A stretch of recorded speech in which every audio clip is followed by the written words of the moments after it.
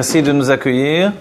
Et si j'ai bien compris, j'arrive pas dans un endroit avec des nouveaux élèves, mais des élèves que je connaissais pas, alors enchanté. Voilà, on est à Ranana et c'est Bessimcha, on va faire les Chaim, les Chassidim, on fait toujours les Chaim, les Livracha.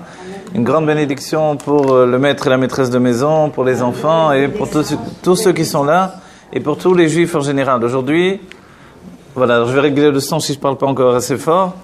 Aujourd'hui, on doit être heureux, c'est une nécessité de la génération.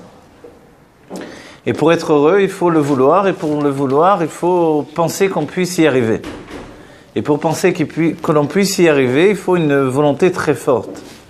Et pour avoir cette volonté très forte, je peux je rajoute, c'est pas ce que je vais dire après, mais alors il faut avoir un sens inné du bonheur. Voilà, on pourrait dire, bon, alors tant pis, ça allait bien jusqu'au début, et après... En fait, tous les Juifs ont un sens inné du bonheur, bonsoir. Et ce sens inné du bonheur, c'est une condition profonde de l'âme juive. Ça vient de la Bina. Chez nous, c'est le côté gauche du cerveau. Et dans la Bina, il y a une structure qui s'appelle la joie. C'est vrai qu'on peut distinguer entre la joie et le bonheur, peut-être. Le bonheur, c'est un mot plus entier, avec une idée plus grande de plénitude. Mais il n'empêche, la joie, c'est l'expression du bonheur. De la même façon que d'après la Chassidut, la joie est l'expression du plaisir. Et si on précise déjà, alors vous avez dû l'entendre déjà dans les cours, l'homme est lié au plaisir, la femme est liée à la joie. Donc l'homme donne du plaisir à sa femme lui donne de la joie. Et un homme sans femme est malheureux, et une femme sans homme n'est pas malheureuse, mais elle n'a pas de plaisir. Pourquoi elle n'est pas malheureuse? Parce que la femme a une nature de travailleuse qui lui donne d'être occupée à sa vie. Le fait qu'elle a une nature de travailleuse, qu'elle est occupée à sa vie au quotidien et qu'elle a toujours un but, elle a toujours des tâches à accomplir, etc., ça peut occasionner que les femmes elles-mêmes, elles ne courent pas forcément derrière le mariage. Si ce n'est qu'on les a habituées à cette idée qu'elles devaient se marier, par exemple, dans le monde orthodoxe, vous voyez, on habitue les jeunes filles que leur vie va commencer lorsqu'elles vont se marier. Donc forcément, elles attendent ce moment-là. Mais dans le monde moderne, où il y a une idée de la femme libre, alors comme elle est occupée dans sa vie, elle peut repousser le mariage. Et l'une des nécessités qui intervient à un certain moment, c'est de se dire, mais le temps passe, il faut que je me dépêche, j'ai envie d'avoir des enfants, etc. Voilà ce qui la pousse au mariage. Mais le désir d'être heureux chez la femme, en fait, et là je vais vous poser une question simplement, est-ce que pour elle, vraiment la solution de son bonheur, est-ce que c'est le mari? Non. Pour le mari, est-ce que la solution de son bonheur, c'est la femme? Oui. Non. Alors on va poser une question autrement. Non mais c'est bien, c'est bien. Non, vous avez raison de répondre. Vous savez, il y a des fois on pose des questions sans attendre de réponse. Déjà. Là, voilà.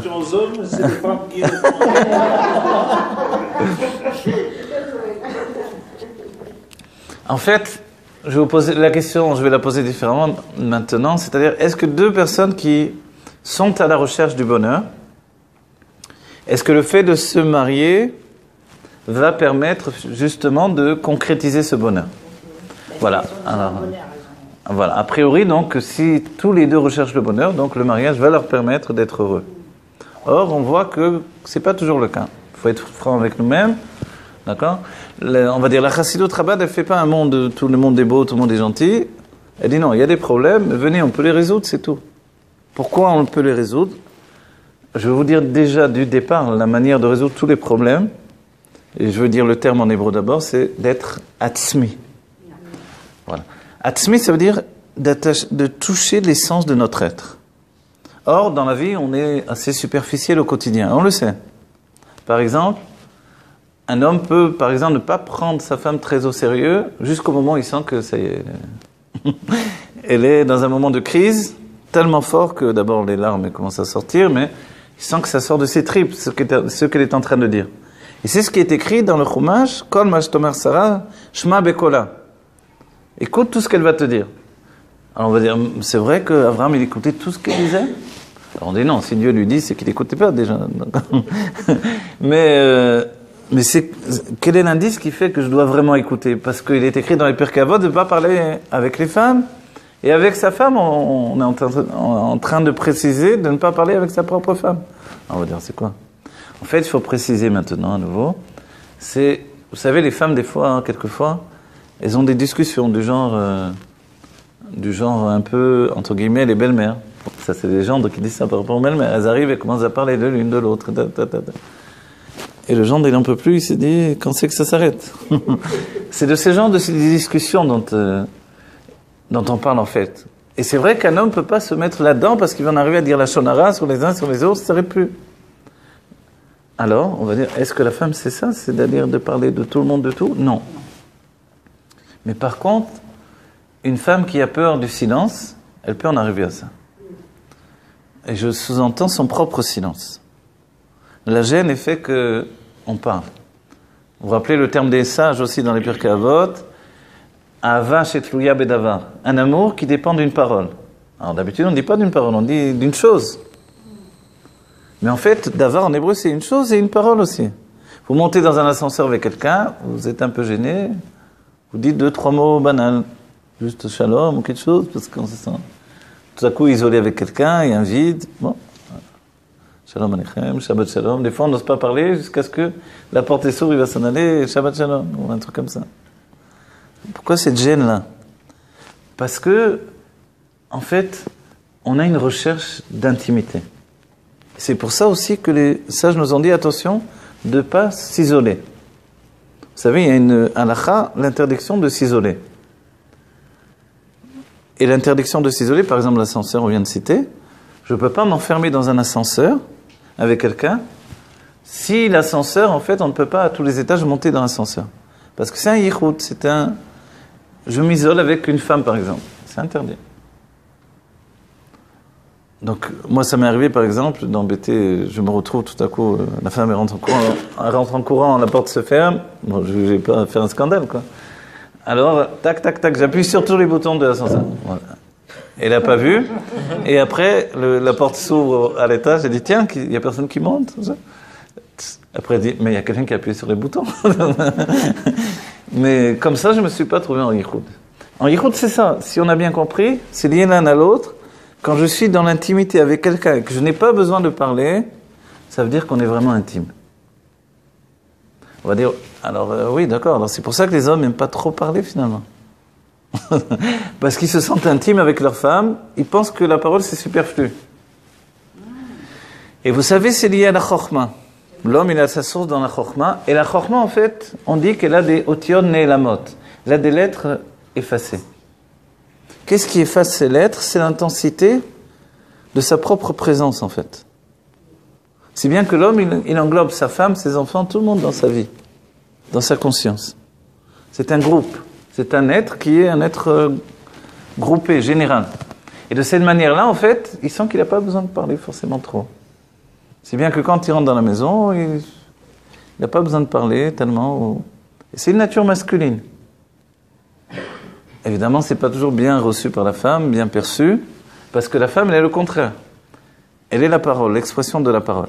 Et on dit qu'on est le médaber pourtant. Vous savez, quand on dit les degrés du minéral, végétal, animal, et l'homme est appelé celui qui parle. Je vais traduire minéral en hébreu, c'est domem, celui qui se tait.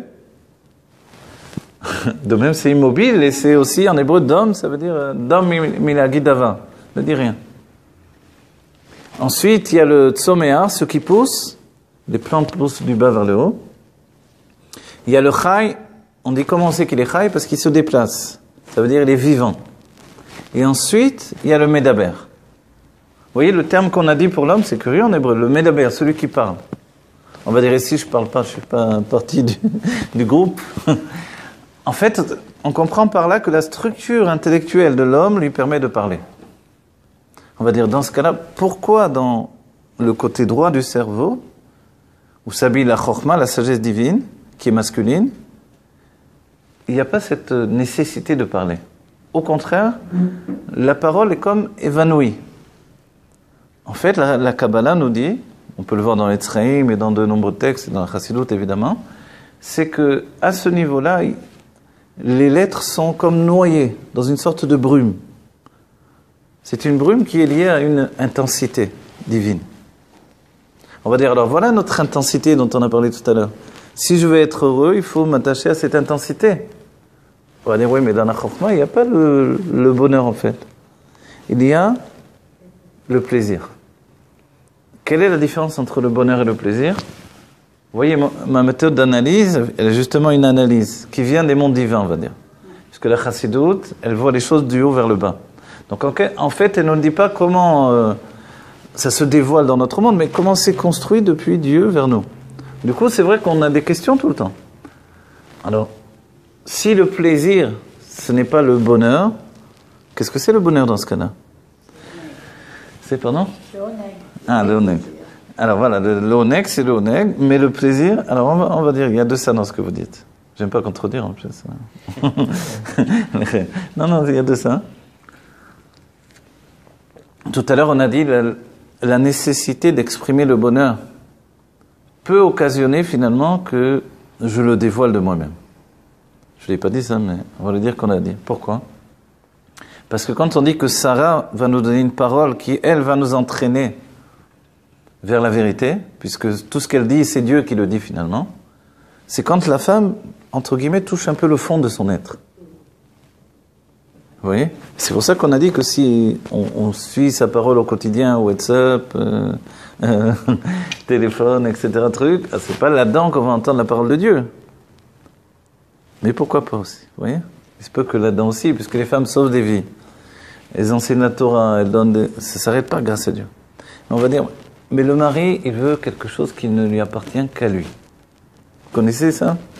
Dans l'éducation, on explique que la différence entre l'éducation du petit enfant et l'éducation de l'adolescent, c'est ça. Pour la petite enfance, on donne une éducation générale qui correspond à tous les enfants. Par contre, pour l'adolescence, il faut une éducation particulière. On a besoin de ressentir en tant qu'adolescent un amour privé. Et tout mon travail en tant qu'adolescent de me débattre par rapport aux parents, c'est de leur demander de me donner un amour particulier qui n'existe que pour moi. Je ne vous dis pas que c'est facile, c'est très difficile. Parce que justement, on s'est habitué au premier amour, qui est plus général. On aime tous les enfants de la même manière. Et c'est bien. Mais quand l'adolescent demande un amour particulier pour lui, s'il ne l'obtient pas, il est capable de faire des bêtises même pour l'obtenir. C'est-à-dire que si je ne corresponds plus à l'idée générale de l'enfant bien élevé de la famille, est-ce que tu m'aimes quand même pour moi? Voilà ce qu'il est en train de faire. Donc on comprend que nous, on doit à tout prix commencer à l'aimer pour lui-même. Donc pour lui, le bonheur, c'est qu'on l'aime pour lui-même. On va dire, alors, l'homme en tant que Chokhmah, est-ce qu'il a ce même principe-là? En fait, c'est comme ça et un petit peu différent. Pourquoi? Parce que comme il est Chokhmah, il englobe également ses enfants, sa femme, et quand il les aime, il s'aime lui-même en même temps. Quand il est dur avec lui-même, il est dur avec tout le monde. Quand il se prive, il prive tout le monde. Vous connaissez cette nature de l'homme. On a une période difficile, on va un peu se priver, etc. Lui, il a décidé, donc ça ne le dérange plus. Par contre, ça dérange tout le monde. Mais en réalité, cette notion d'englober tout le monde dans sa personnalité, c'est une bonne chose et une mauvaise chose, comme toutes les choses. Pourquoi c'est une bonne chose et une mauvaise chose? C'est une bonne chose parce qu'effectivement, en réalité, il peut ressentir chacun, même s'il n'actionne pas cette relation avec chacun. Mais d'un autre côté, il ne peut pas donner un amour particulier à chacun. Et ça, c'est un problème. Vous avez compris? Donc l'amour particulier, la mère a une tendance innée à le donner naturellement. Le père ne sait pas donner un amour particulier. Et quand la Torah nous dit d'éduquer les enfants, elle donne la mitzvah au père. Pourquoi? Parce que lui, il n'a pas cette nature en lui. Vous voyez, c'est toujours pareil, la Torah. Elle vient toujours demander à celui qui n'a pas la nature d'une chose de la faire. S'il y a quelqu'un qui a horreur de la liberté, qui aime s'enfermer, la Torah ne va pas lui dire « fais Torah et mitzvot ». Quelqu'un qui ne veut aucune contrainte, la Torah lui dit « toi tu fais Torah et mitzvot ». On va dire alors, qu'est-ce qui se passe en nous? Le Rabbi a donné même cette image-là pour les jeunes en yeshiva. Celui qui veut sortir, aller mettre les tefilines dans les rues tous les jours sans arrêter, tu t'assois et tu étudies. Celui qui ne veut pas bouger de la chaise, qui ne veut pas sortir, toi tu sors et tu vas faire Mifsaïm. Voilà. C'est ça l'avodat Hashem, c'est toujours en fait, c'est pas simplement de faire autre chose que ma nature, c'est d'arriver à compléter, d'être un être complet. Dans l'intensité intérieure et dans l'expression extérieure. Et là se résument en fait les grandes lignes de notre vie. Je suis celui que je suis en fait quand je suis capable d'être à l'intérieur comme à l'extérieur. Et vous vous rappelez, dans la yeshiva de Rabban Gamiel, ne rentraient dans sa yeshiva que ceux qui étaient à l'intérieur comme à l'extérieur. Et les sages ont posé la question, mais qui peut savoir? Alors il y avait un ange à l'entrée de la yeshiva, et dès que quelqu'un arrivait, toi tu rentres pas. Mais moi, pourquoi je suis un Talmid Chacham? Tu rentres pas du tout. Parce qu'il voyait exactement que non, son expression, elle ne correspondait pas à ce qu'il était. Donc en fait, le but de la vie, c'est ça. Ça s'appelle se simplifier. Mais c'est pas facile de se simplifier. Quand est venu le Baal Shem Tov et qu'il a donné un renouveau au judaïsme, il a mis l'accent sur la joie et la foi. Il a exprimé qu'il y avait une grandeur particulière dans lui, dans le juif simple. C'est quoi cette grandeur particulière? C'est la simplicité. La simplicité, c'est-à-dire qu'on est comme en hébreu on dirait un chomer gelem, un matériau brut, que l'on peut travailler comme de la pâte à modeler, de l'argile, je peux faire ce que je veux avec ça. Donc en fait, il n'y a pas de grandeur que je ne peux pas atteindre quand je suis simple. Et en même temps, je n'ai pas de maladie de l'orgueil sur moi. Et la maladie de l'orgueil ne touche que celui qui est structuré. Donc évidemment, quand le Baal Shem Tov a expliqué ça aux sages de cette époque-là, alors pour eux c'était terrible.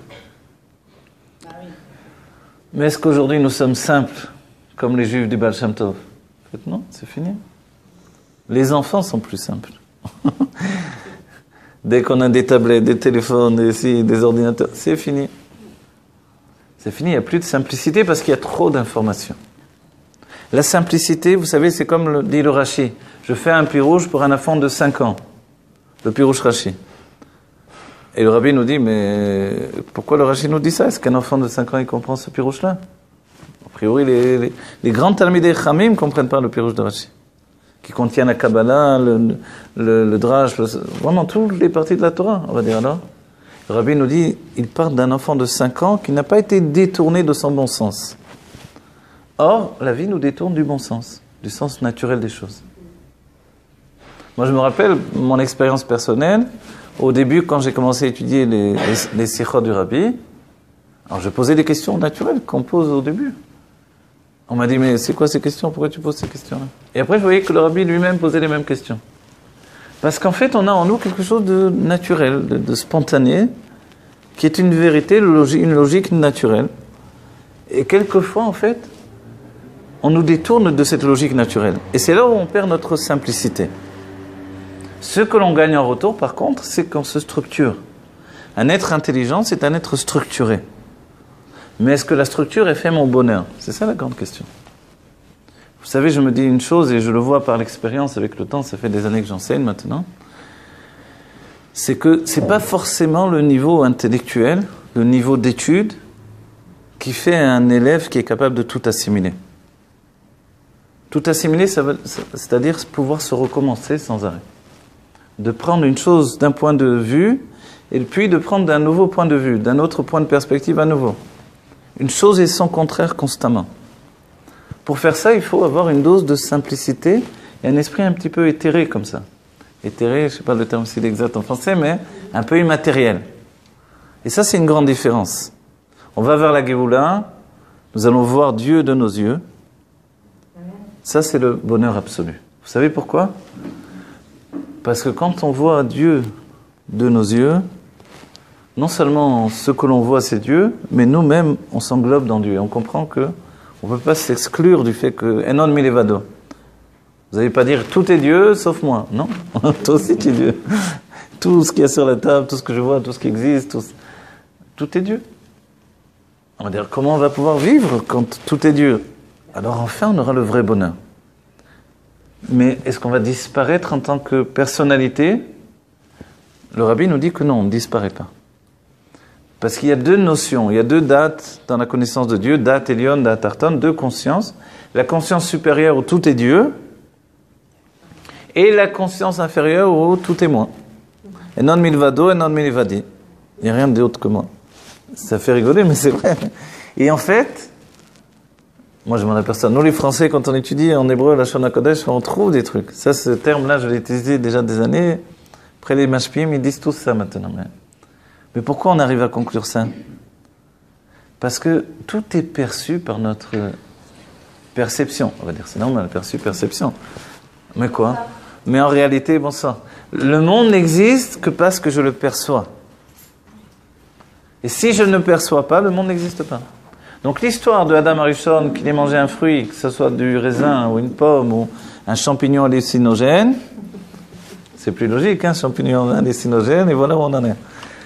En fait, c'est une histoire de perception. Avant, il n'avait pas de perception de son être, et après, il a eu la perception. En réalité, sachez qu'il est passé de la Chokhma à la Bina.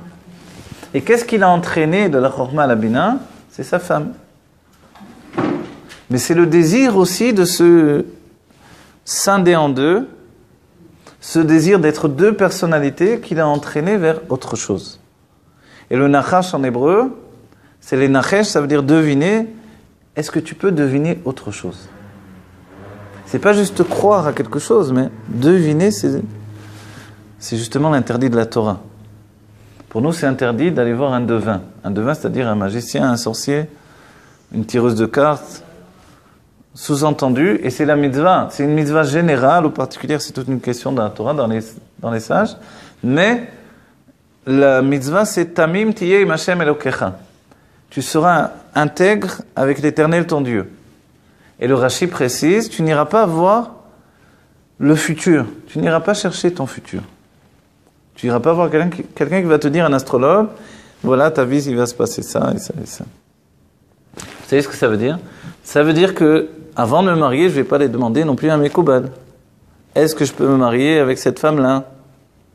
Et lui va me dire, la valeur numérique de son nom, c'est tant, 63, toi tu es 88, 63, 88, ça fait le mot, tout va bien.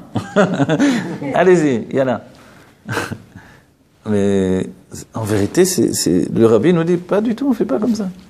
On s'assoit avec quelqu'un, alors quand on fait des shidduchim, des rencontres matrimoniales, et c'est un peu, c'est stressant, non? Je vais rencontrer quelqu'un, boire un verre, pour savoir si je vais me marier avec elle. C'est incroyable. Faut être juif pour faire ça. Mais le rabbi, il met des avals. Alors le rabbi, il dit, non, je vais vous dire. Le rabbi, ce qu'il dit, c'est que si tout va bien, disons, dans le couple, si tout va bien dans le couple en question, hein, le prochain couple, le futur couple, on va dire, si tout va bien dans l'intellect, il a la même vision du monde que moi, j'ai la même vision que lui, etc., on se projette dans une même vision de vie, intellectuellement on correspond, on arrive à communiquer. Le shidur, de se rencontrer, c'est shidur aussi, comme shidur chai, vous voyez en hébreu, vous connaissez ça. Il y a une communication. Et c'est vrai que si on ne parle pas déjà là maintenant, après, catastrophe. On a beaucoup de chances de ne pas parler. Alors, et la communication, c'est l'essentiel dans notre vie. Qu'est-ce que les femmes nous reprochent souvent? C'est qu'ils ne communiquent pas, cet homme-là. Et quand c'est pas l'homme qui ne communique pas, ça va être la femme. Parce qu'il y a une sorte de jeu de transmission. Chacun prend la place de l'autre automatiquement. C'est comme ça dans les âmes. Donc en fait, on doit communiquer. Et le rabbi nous dit, pour terminer le sujet de Shidur, que si tout va bien, toute la projection, l'idée, tata, il veut habiter là, je veux habiter là. Il veut tant d'enfants, je veux tant d'enfants. Il veut les mettre dans cette école-là, moi aussi ça m'intéresse. Bon, tout, ok. Il veut manger comme ça, je veux manger. Très bien. Maintenant, il y a un seul truc, je ressens pas d'amour, je ne ressens pas d'attirance. Je suis pas enflammé l'idée de la retrouver. Le rabbi nous dit, annule tout, c'est pas pour toi. Hein? C'est pas pour toi. Voilà. Pourquoi? Parce que l'essentiel, c'est ça. Après tout, le cœur, c'est la chose essentielle. On va dire, dans ce cas-là, pourquoi on fait tout ce qui est pressé dans ce cas-là? Il vaut mieux peut-être rencontrer en boîte de nuit, dans la rue, je ne sais pas, une soirée. En fait, l'idée, c'est qu'il doit y avoir les deux choses, l'intellect et le cœur. La même chose pour notre prière. Et le Rabbi Racham nous dit, tu pries avec tes sentiments, mais c'est bien de réfléchir. Et moi, je vous cite le cas, je l'ai dit, si vous avez entendu dans mes cours, je l'ai cité quelques fois. Une jeune fille, à l'époque où j'enseignais au Chaya, qui vient me voir et me dit, voilà, je veux me marier avec une tête de Tisha B'Av. J'ai dit, tu n'as pas l'air très, très heureuse. Elle me dit non, parce que c'est mes parents qui ont organisé le mariage avec un Mekoubal, un grand kabbaliste. Il a dit que la valeur numérique de nos noms, ça correspondait exactement. J'ai dit, et toi, qu'est-ce que tu en penses? Dis, moi, je veux pas, mais s'il a raison, je vais le faire. Alors j'ai dit, alors moi, je te donne un conseil, que lui se marie avec le garçon, le Mekoubal, et toi, tu vas chercher quelqu'un qui te fait plaisir dans ton cœur, qui te donne de l'amour dans le cœur. C'est quoi ça? C'est lui qui va aller dans le lit avec le garçon, non? Alors, c'est quoi ces bêtises? Vous comprenez? C'est là où le rabbin intervient. Écoutez, on est des gens normaux. Tu n'as pas d'amour, tu ne ressens pas d'affection, pas d'attirance. Il ne va pas. Qu'est-ce qui va se passer après? L'intellect, il ne dure pas une vie. L'intellect, c'est froid. C'est pas avec ça qu'on fait du feu, qu'on se chauffe. Alors, on a besoin. On va dire, c'est vrai qu'on ne peut pas rester uniquement dans le cœur. Alors, on dit, alors qu'est-ce qu'il faut? Il faut tout dans la vie. La vie nous faut tout. Il faut trouver un mari, c'est mini-mir, mini-prix, là, comme c'était. Il fait le maximum. La femme, la même chose. Il faut trouver quelqu'un qui me donne tout et auquel je donne tout. On va dire, mais c'est impossible. Je cherche pas, il n'y a pas. Alors, on va dire, alors qu'est-ce qu'on fait? Alors, tu sais quoi? On va partager les tâches. On va partager, on va s'associer, on va échanger. Quand on est parti sur cette idée-là, c'est plus l'idée, je me marie pour être heureux, mais je me marie pour construire mon bonheur. Et en réalité, je peux construire mon bonheur uniquement qu'avec quelqu'un qui n'est pas comme moi. Et c'est là la grande erreur de chacun d'entre nous. On recherche quelqu'un qui est comme nous. Alors, excusez-moi, mais ceux qui se marient entre hommes ou entre femmes, ils ont raison. Pourquoi? Parce que voilà, ils ont trouvé enfin quelqu'un qui me ressemble. Voilà. Mais le mari et la femme, il n'y a rien de plus différent que ça. On le voit au quotidien. Le mari a chaud, la femme elle a froid. C'est toujours comme ça, c'est fou, même en août. Et c'est un truc de dingue. C'est la vie du couple. Il n'y a jamais quelque chose qui est une osmose absolue. C'est-à-dire que l'osmose, elle se fait quand j'ai accepté la différence. Mais sinon, ça ne fonctionne pas. Et ça, pour nous, ça doit être un point de départ. Et je rajoute un élément. C'est un élément nouveau. Je ne sais pas trop si j'ai enregistré dans un cours, deux cours. Au moins un cours, en tout cas. Vous avez dû l'entendre, le dernier cours, peut-être ceux qui ont écouté. Le rabbin nous a donné une autre information. C'est pas un cours sur les couples que je fais, mais c'est un cours sur le bonheur. Et comme c'est sur le bonheur, on ne peut pas être heureux dans la vie sans être heureux dans le couple. Sans être heureux avec nos enfants, avec les juifs en général, etc. Donc il faut en parler. Moi, il n'y a pas longtemps, j'étais à un Shabbat organisé. Et il y avait des rabbanim. Et j'ai commencé à parler de cette manière-là, du bonheur du couple et de la nécessité de... Je dis aux hommes, il faut s'occuper de vos femmes, de leur donner du plaisir. Et un rave qui est très connu, vient me voir et me dit, tu sais, je ne pense pas à ce que tu dis, j'y pense pas. On n'enseigne pas ça et on n'y pense pas. Non seulement on n'enseigne pas, les rabbanim ils n'enseignent pas, mais on n'y pense même pas. Et pourtant, c'est ce qu'on dit dans Octobre. Et pourtant, dans le Shulchan Arour, il est dit, son plaisir à elle passe avant le tien. Alors comment ça se fait qu'on n'y pense pas? Parce qu'on est toujours occupé à des choses autres que de faire dans notre bonheur. On veut la Géoula et c'est la galoute à la maison, c'est l'exil. Alors, tu veux le bonheur de vivre futur. En fait, le bonheur de vivre futur ne nous dérange pas. Tout va bien. Mais quand il faut le concrétiser maintenant, c'est plus dérangeant. Parce qu'il faut faire des concessions. Il faut se remettre en route. Il faut remettre la machine en route. Et vous savez, c'est dur parce que des fois, on a arrêté de parler, on a arrêté de se contredire. À force de se contredire dans les couples, des fois, on arrête de parler. Il faut dire la vérité.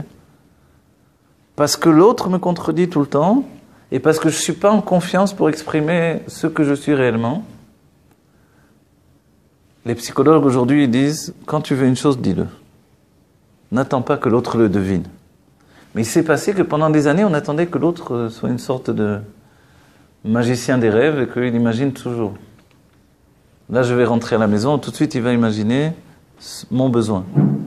Ma femme, je rentre, elle imagine mon besoin tout de suite. Elle vient vers moi, elle m'apporte un verre de vin blanc, etc. Elle me dit, viens, on passe un moment ensemble, les enfants sont en train de jouer, il y a une babysitter. Comment elle savait ça? La plupart du temps, on rentre et c'est pas du tout ça. Elle est au téléphone, elle ouvre la porte et s'en va. On va dire, bon. Quelqu'un a vu que je suis rentré, les enfants ils sont en train de se disputer. Ok. On va prendre le bébé pour lui faire un bisou. Hop, il s'enfuit. Bon. On va dire, c'est quoi cette vie-là? C'est une vie de fou, mais c'est ce que Dieu a voulu. C'est ça qui est extraordinaire. Il y avait Rabbi Levi Yitzhak de Berditchev, il a dit un jour, si j'étais Dieu, j'aurais fait le monde tout à fait différent. Et l'Admour Zaken a dit, moi j'aurais fait le monde exactement pareil. De manière naturelle, je dis comme Rabbi Levi Yitzhak de Berditchev. Mais en étudiant plus profondément, en intégrant ce que le Rabbi nous a dit dans notre génération, je comprends qu'il a raison. C'est-à-dire que notre vie est vraiment structurée pour nous donner de nous dépasser. Et si on ne se dépasse pas, on reste coincé. On reste coincé en nous-mêmes. Et de rester coincé en nous-mêmes, c'est pas juste que c'est inconfortable, c'est que c'est pas efficace. Or, on vient dans ce monde, les gens ne le savent peut-être pas, mais quand on étudie les livres du Harizal, par exemple, ou du Zohar, on apprend que si on est venu dans ce monde, on n'a pas étudié les mondes divins, on n'a pas appris à connaître Dieu, c'était pas la peine de venir, nous disent les sages. Il valait mieux pas venir. Si on vient dans ce monde, on ne grandit pas dans notre âme de Nefesh Arwa, de Ruach Neshama, etc. Pourquoi tu es venu dans ce cas-là? Il y avait d'autres endroits plus sympas qu'ici, franchement. Non? La même chose, donc on comprend bien que quand je suis devenu religieux, pourquoi tu es devenu religieux? Pourquoi faire? C'est vrai après tout, entre nous. Il y a peut-être des meilleurs vins qui ne sont pas cachers. Des viandes, quand elle est saignante, elle est beaucoup plus tendre. Faites les recettes, comme ils disent les cuisiniers, vous allez voir. Les recettes de Shabbat. Moi j'ai essayé. Ils disent, vous faites cuire la viande une demi-heure, vous allez voir la viande de demi-heure, c'est des, je sais pas quoi, du plastique. On dit, comment ça se fait? Parce qu'on a enlevé tout le sang, elle est sèche. Leur viande elle est pleine de sang, bien sûr, tu l'as fait cuire un petit peu, le sang, ça, tout de suite, ça attendrit la viande, nous, nos recettes, on a rajouté 2-3 heures en plus, minimum. C'est vrai. Comment ça se fait? En fait, comprenez bien qu'on ne prend pas le juif parce que c'est plus intéressant pour nous. On ne prend pas le judaïsme parce que c'est plus intéressant. On choisit le judaïsme parce que finalement, on est juif dans notre âme et que c'est comme ça, c'est notre âme qui veut atteindre ce que l'on a dit auparavant, l'essentiel. L'essentiel, c'est pas juste atteindre quelque chose et l'obtenir, c'est vivre dans l'essence. Vivre dans l'essence, c'est vivre intensément. Et vous savez, on a 2 âmes, ou 3 âmes. C'est rapporté dans Hippocrate déjà ces termes-là, âme animale, âme intellectuelle ou âme vitale. L'âme vitale, elle devient âme animale à force de manger, boire et profiter de la vie. Mais c'est une âme, c'est spirituel. Et ensuite, il y a l'âme intellectuelle, qui est le niveau le plus élevé de l'âme animale, mais qui est comme séparée d'elle. Et puis l'âme divine. C'est ça un juif. Un non-juif, il a que l'âme animale et intellectuelle. Parce qu'on voit bien, les non-juifs aussi ont des tourments de l'âme. Ce sont des écrivains, des philosophes, certains se suicident, etc. Il n'y a pas que les juifs. Alors on va dire, ah voilà, ils ont une âme. En fait, bien sûr, tout est divin, donc le goy aussi est divin. Mais l'âme divine, c'est une conscience du divin que l'on a en nous, qui ne nous laissera jamais tranquilles. À quoi elle se confronte? Elle se confronte à notre âme animale, qui, elle, est reliée au corps et qui tire du corps une puissance que l'âme divine ne connaît pas et ne connaîtra que dans la Géoula, en fait. C'est la puissance qui vient de l'essence de Dieu. Alors, ceux qui connaissent ces termes-là, c'est expliqué dans le Zohar, c'est expliqué dans la Chassidut, le fait que pour que Dieu amène l'apparition de la matière dans la conscience et qu'elle devienne dure comme du fer pour nous, enfin, c'est une impression, mais quoi qu'il en soit, d'accord, on est bien d'accord que si on met un microscope électronique, ça disparaît tout ça. On voit que entre ma main et le plateau, là, il n'y a pas une grande différence. La même chose, ce sont des lettres divines, des lettres de l'alphabet hébraïque qui sont autour de nous, qui font tout ce qui existe. Donc on est dans un livre. Dieu écrit un arbre, je vois un arbre. Il écrit le ciel, Shamaïm, je vois le ciel. Comme ça nous dit l'Admor HaZaken. Moi j'écris des livres, quand j'écris un personnage, je m'attache au personnage, il prend vie. Et tout à coup, quelquefois, j'ai presque l'impression qu'il devient dépendant. Comment ça? Dans le sens où j'avais une idée d'un passage de mon livre, d'un roman par exemple, et au moment où je l'écris, tout change. C'est comme s'il avait du libre arbitre tout à coup. Nous, on est comme ça aussi. Au moment où on va faire les choses, tout est changé. Parce qu'en fait, ce sont comme des lignes qui sont jetées vers des sortes de projections, vers des réalisations de notre être.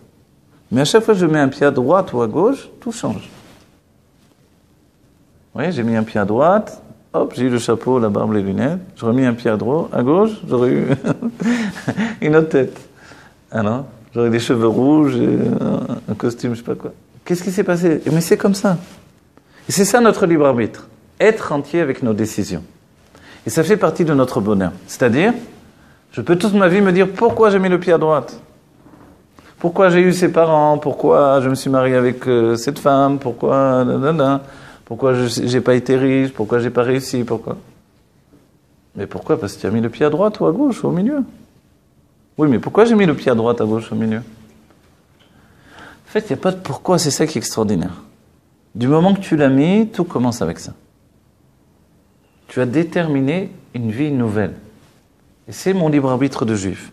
On va dire, mais c'est basé sur quoi ça? C'est basé, parce qu'il faut dire nos sources, c'est basé sur ce qui est écrit dans la Kabbalah, même pas dans la Kabbalah du Harizal, mais dans d'autres livres, et c'est rapporté dans la Chassidut, où il est écrit que Dieu, c'est écrit dans le Zohar, ceci dit, a fait une évaluation de tout ce qui allait exister, à l'infini. Ça s'appelle des sphirotes enketz, des sphirotes infinies. Donc des structures de dévoilement divin, mais à l'infini. C'est-à-dire que c'est notre vie d'aujourd'hui, mais une possibilité infinie de chaque vie. Au lieu que ça soit cette maison, c'est une autre maison, d'autres personnes, vous voyez?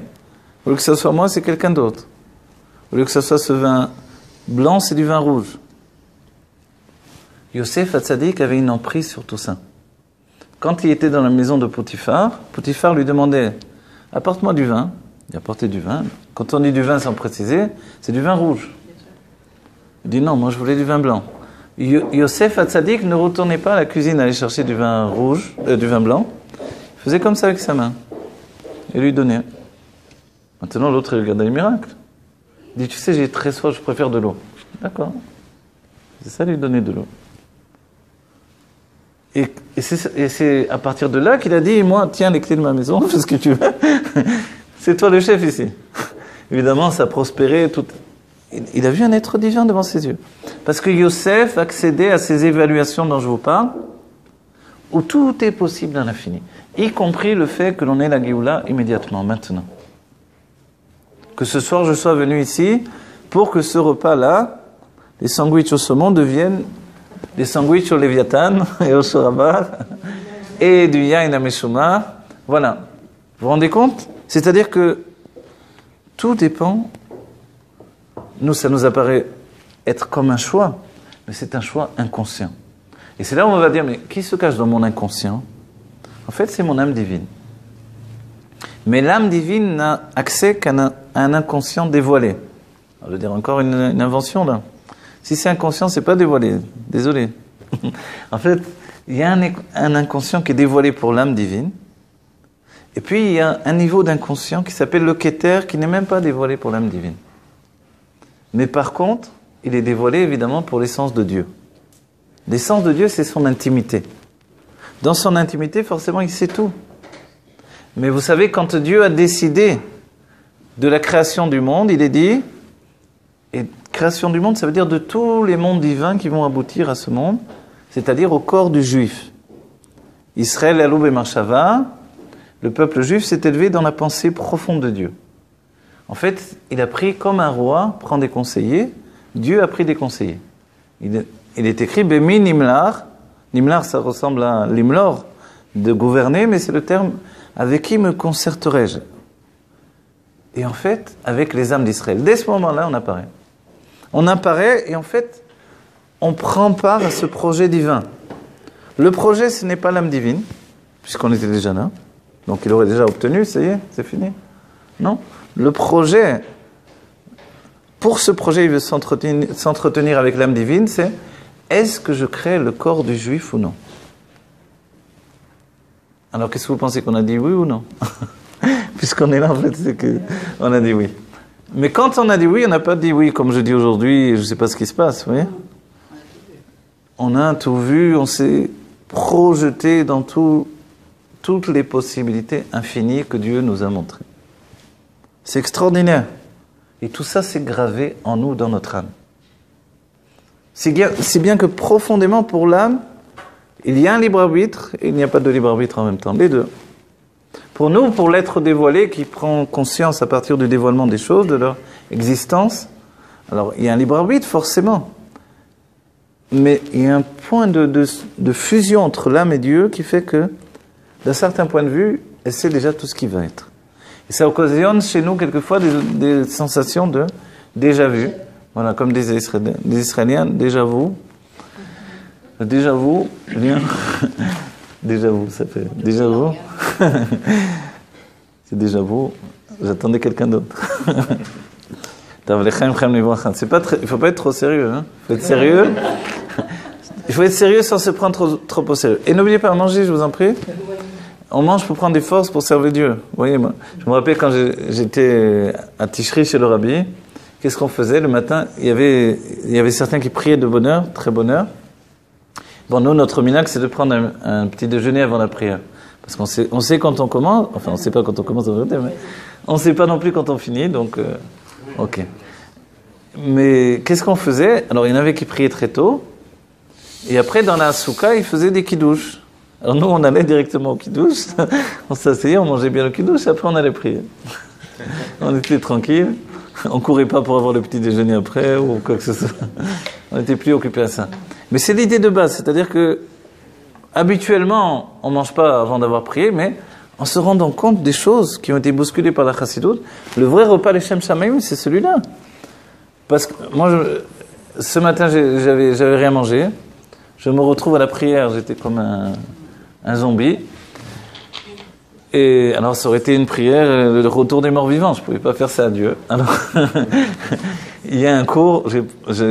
Alors, j'ai pas non plus parti dans un supermarché, aller m'acheter quelque chose. C'est toute une histoire. On va pas rentrer la prière comme ça aussi. Alors, il y a un cours qui est organisé en yiddish là-bas à la Beth Knesset. Et je comprends pas le yiddish. Je me suis assis là-bas, il y a un petit gâteau, j'ai pris un café. J'ai rien compris de ce qui a été dit, mais j'ai essayé de comprendre quelques mots. Et puis, après, je suis parti prier grâce à ça. Le rabbi dit, il y a quelqu'un qui lui dit, j'en ai marre des Dvadouyot, des Chassidim, de Russie, tout ça, il parle. Il dit, je comprends rien, je veux arrêter. Et le rabbi lui a dit, mais quand tu vas là-bas, il y a de la nourriture? Il dit, oui, toujours. Il dit, alors tu manges. Quand tu manges, toutes les paroles sont rentrées dans la nourriture. C'est pour ça que vous attendez la fin, hein? Le dernier morceau. Un dernier pour la route. Et quand il dit qu'il s'est concerté, mais il savait très bien ce qu'il allait dire, parce que c'est lui. Ah, alors, c'est là où tu as raison totalement. C'est lui, c'est toujours lui, hein, je te signale. Maintenant aussi, c'est lui. Ça a toujours été lui, exactement. Mais c'est aussi un chéno. Dieu nous enseigne les choses. Quand les sages disent Be'atrala aya'u shmo bilvad. Au commencement, il était lui et son nom simplement. Il n'y a pas de commencement. Alors on dit, mais c'est quoi Atrala? Il n'y a pas d'Atrala chez Dieu. Alors Atrala, c'est à partir de justement ce ressenti de notre âme. Le ressenti de l'âme, c'est pas le ressenti comme on le verra après la faute d'Adam Arishon, où j'existe comme une personnalité. C'est un ressenti de la puissance de lumière divine. C'est ce que ressentait Adam Arishon. Et quand le Nachash l'entraîne vers le fait de se ressentir exister, vous savez, la conscience du monde de Bria, vous savez, il y a plusieurs explications, et des fois j'ai entendu des rabbanim qui ont dit des choses avec quelques erreurs, c'est pour ça que je précise, c'est que avant Adam Arishon, il n'y avait pas d'autres hommes. Okay? C'est le premier homme, c'est très important. C'était une âme de Gdusha, il n'y avait pas de non-juifs non plus. Les non-juifs vont venir du mélange des Shalosh Klipot Atmeot, c'est-à-dire de l'union du Nachash avec Chava, si vous voulez. Le Nachash, c'est le serpent primordial, je ne sais pas comment on traduit comme ça. Ok. Mais cette union-là va entraîner les âmes des non-juifs. C'est-à-dire, tout ce que Adam Arishon a deviné dans ce qui s'appelait les forces du mal, c'est mélangé en fait avec le peuple juif. Si bien qu'après c'est très difficile, il faut faire une distinction. Et c'est pour ça qu'à l'époque d'Avraham Avinu, était juif celui qui le voulait. Et qu'est-ce qui se passait quand ils rejetaient leur judaïsme? Alors ils redevenaient goy. C'est pour ça c'est étonnant de lire que les guérim, le terme guerre, ça veut dire un étranger, sous-entendu. D'après le Harizal, il dit c'est pas goy shemit gayer. Un goy ne peut pas devenir juif. Ou on est goy ou on est juif. Alors on va dire c'est quoi l'histoire? C'est qu'il a une âme divine en lui. C'est pour ça qu'il se sent étranger, dit le Harizal, chez les goyim. Et maintenant, quand il arrive chez les juifs, il se sent comme un étranger, parce qu'il est nouveau. Mais en fait, il a une âme divine en lui. Sinon, il ne pourrait pas devenir juif. Les sages ont donné une image forte et disent un chien ne peut pas devenir un homme. C'est un peu fort, ok? Mais ça veut dire ce que ça veut dire. On ne peut pas transformer. C'est pas un peu d'eau bénite et voilà, ça y est, tu es juif. Non? C'est pour ça qu'on repousse un gars. Sors-moi de là, on n'a pas besoin de toi. Va faire autre chose. Va bouder avec les bouddhistes. Va christianiser avec les chrétiens. Alors, mais on ne cherche pas à convertir les autres. Pourquoi? Parce qu'on a trop peur de faire une erreur. De prendre un goy et de le transformer en juif. Ça n'existe pas. Mais s'il a une âme juive en lui, elle ne lui laisse pas de repos. Et quand on dit Avraham et Sarah s'unissent et ils font des guérim, dans le Gan Eden, ils continuent encore, c'est qu'en fait ils éveillent l'amour et la crainte de Dieu qui est dans un guerre. Et c'est ça le côté masculin ou féminin. Masculin, c'est les mesures de générosité, l'amour de Dieu. Féminin, les 5 mesures de rigueur, c'est le côté de la crainte de Dieu. Quand tout à coup il a l'amour de Dieu qui s'éveille, la crainte de Dieu qui s'éveille, il ne peut plus rester à manger n'importe quoi et à faire n'importe quoi et de vivre n'importe comment. Donc il veut donner une structure à son âme divine. Vous comprenez l'idée? Elle est très importante. Et pour moi, ça m'occasionne une phrase que je dis souvent, on ne devient jamais que ce que l'on est. N'aie pas peur. Vous savez, quand on fait des transformations aussi fortes que, je sais pas, voilà, hier vous savez pas comme j'étais. Bon, j'avais la barbe depuis longtemps, ok, depuis. Mais en dehors de ça, j'avais pas de chapeau comme ça, j'avais pas des lunettes. Les lunettes sont venues à cause de l'étude. Mais je veux dire, on se voit dans la glace. Je vais vous donner une image. Je trouve une image, je me rappelle. Quelqu'un me dit, une histoire vraie. Un Tunisien, il est tunisien, c'était dur pour lui d'être chassid de Chabad Lubavitch. Okay? Un jour, il passe le pas. Le jour de Shabbat, il met son surtouk et il descend de la maison. Il habite à Paris. Il descend à peine de son immeuble, il sort de l'immeuble. Tout à coup, il y a une vieille dame qui s'approche de lui, qui lui dit « Mon père, vous pouvez m'indiquer l'église la plus proche ?» C'est une histoire vraie, hein? Vous imaginez l'impression qu'il a eu.